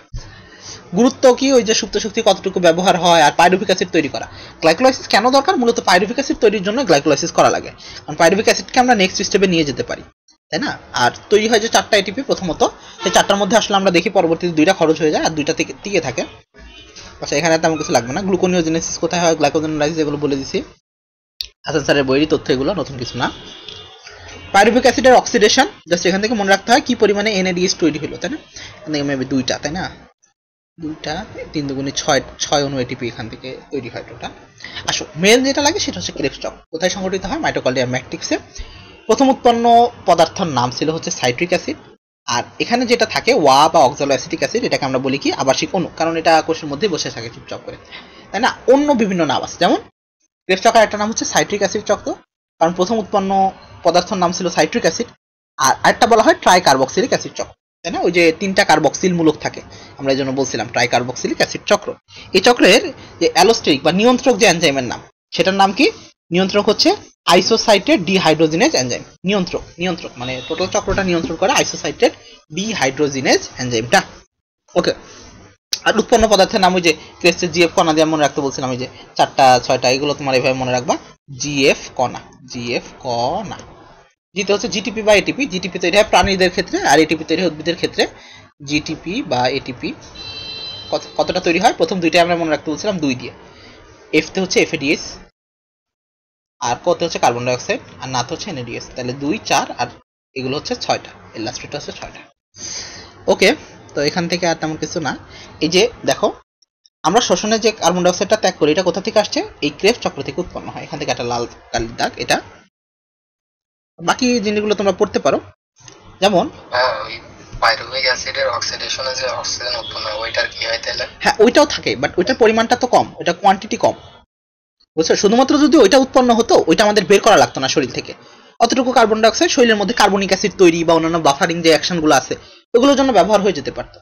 বাট ক্রেবস চক্রে যেটা উৎপন্ন হয়, সেটার পরিমাণটা বেশি তুলনামূলক, বুঝছো? এই জন্য পরিমাণ অনেক বেশি হয়ে যায়, যেটার কারণে বের করে দিতে হয় কার্বন ডাইঅক্সাইডটা। কারণ আমাদের শরীরে কিছু পরিমাণ কার্বন ডাইঅক্সাইডের দরকার আছে। আমাদের যে শরীরের মধ্যে বাফারিং সিস্টেম আছে, বাইকার্বনেট একটা বাফার আছে, সেই বাইকার্বনেট বাফারটা তৈরি করার জন্য কিছু পরিমাণ কার্বন ডাইঅক্সাইড লাগে। বাট সেটা পরিমাণটা কম। বাট এখানে যেহেতু বেশি পরিমাণ তৈরি হচ্ছে ক্রেবস চক্রে, এই জন্য ক্রেবস চক্রটা যে কার্বন ডাইঅক্সাইড, সেটা আমরা বের করতেছি। লাস্টে একটা কথা বলছে, শর্করা, ফ্যাটি অ্যাসিড এবং অ্যামিনো অ্যাসিডের জারণের সাধারণ পথ হচ্ছে ক্রেবস চক্র। তাই ক্রেবস চক্রকে বলা হয় অ্যাম্ফোবলিক পাথওয়ে। অ্যাম্ফিবলিক পাথওয়ে কেন? কারণ মনে করো তোমার শরীরে শর্করা বেশি হলো, বা ফ্যাটি অ্যাসিড বা অ্যামিনো অ্যাসিড, যেটাই হোক না কেন, আলটিমেটলি সবাই পরিপাক হয় এই ক্রেবস চক্রের মাধ্যমে। শেষে গিয়ে সবারই পরিপাক করা একে ক্রেবস চক্র। এই জন্য অ্যাম্ফিবলিক পাথওয়ে হচ্ছে ক্রেবস চক্র, ঠিক আছে?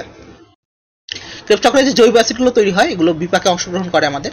উচ্চ শ্রেণী এবং নিম্ন শ্রেণী উদ্ভিদের মধ্যে একটা পার্থক্য আছে, সেটা হচ্ছে যে ন্যাডমেলিক এনজাইম থাকে, যা পাইরুভিক অ্যাসিডে রূপান্তরিত হয়। প্রাণীতে আবার সেটা হয় না, আমরা বলে দিয়েছিলাম, এটা বইয়ের ভিতরে ছিল আমাদের।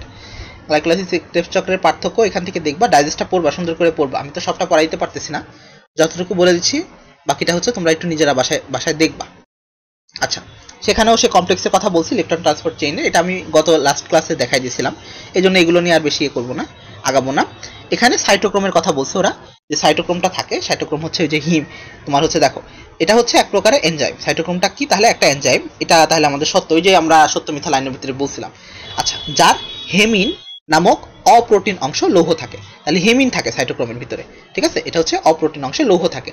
তাহলে দেখো, একটা এনজাইম তৈরি হয় 2টা পোর্শন দিয়ে, একটা হচ্ছে প্রোটিন আর একটা হচ্ছে অপ্রোটিন অংশ, ঠিক আছে? এনজাইমরাও তো মূলত একটা প্রোটিন। বাট প্রোটিনের পাশাপাশি এখানে একটা যুক্ত থাকে কি, অপ্রোটিন একটা গ্রুপ যুক্ত থাকে। তো অপ্রোটিন যে গ্রুপটা সেটা হচ্ছে লৌহ দ্বারা তৈরি এবং যার নাম ওরা বলতেছে হেমিন। পাশাপাশি ইটিএস এ কয় রকমের সাইটোক্রোম থাকে? সাইটোক্রোম বি থাকে, সি থাকে, সি1 থাকে, A3 থাকে। সাইটোক্রোম বি, সি, সি1 এবং A3 পর্যায়ক্রমে এগুলো সাজানো থাকে। আর এদের কাজ কি? লৌহ জারণ এবং বিজারণ করা। Fe2+ আর 3+, ওই যে আমরা লুন্ডেগারের মতবাদের মধ্যে পড়ছিলাম না সাইটোক্রোম, সেটা। কোএনজাইম কিউ, এটা সম্পর্কে ওরা বলতেছে এটার নাম হচ্ছে ইউবিকুইনন। কোএনজাইম কিউ এর আরেকটা নাম কি? ইউবিকুইনন। এটা রাসায়নিকভাবে ভিটামিন কে দ্বারা এবং ভিটামিন ই এর সাথে সম্পর্কযুক্ত এবং এরা ক্লোরোপ্লাস্টে প্লাস্টোকুইননের মতন থাকে। ক্লোরোপ্লাস্টে কিভাবে থাকে? প্লাস্টোকুইননের মতন থাকে। কাজ কি? ফ্ল্যাভোপ্রোটিন এবং সাইটোক্রোম বি এর মাঝে একটি সহকারী বাহক হিসেবে তৈরি করে। তাহলে ওদিকে থাকে ফ্ল্যাভোপ্রোটিন, এদিকে থাকে সাইটোক্রোম বি, মাঝখানে থাকে কে? এই যে কোএনজাইম কিউ বা কোকিউ বা ইউবিকুইনন। ঠিক আছে? আচ্ছা, এখানে আর নতুন কিছু নাই তেমন। অবাধ শোষণে আমরা করে ফেলছি, জাস্ট দুইটা এটিপি তৈরি হয় এখানে একেবারে আর এখানে দুইটা ব্যাপার থাকে, একটা হচ্ছে ইথানল তৈরি করা আর একটা হচ্ছে ল্যাকটিক অ্যাসিড তৈরি করা। আচ্ছা, ন্যাক্টোব্যাক্টর গাজরের মূল বা প্রাণীতে অক্সিজেনের অনুপস্থিতি কোথায় কোথায় হয় সেই জায়গাগুলোতে বলতেছে। একটা হচ্ছে নাইট্রোব্যাক্টর গাজরের মূলে, আলুর টিউবারে, সংরক্ষিত বীজ এবং প্রাণীর যে মাংসপেশি সেই জায়গাগুলোতে এই অনুপস্থিতি, মানে যদি কখনো অক্সিজেনের অনুপস্থিতি হয় তখন এই জিনিসটা ঘটে।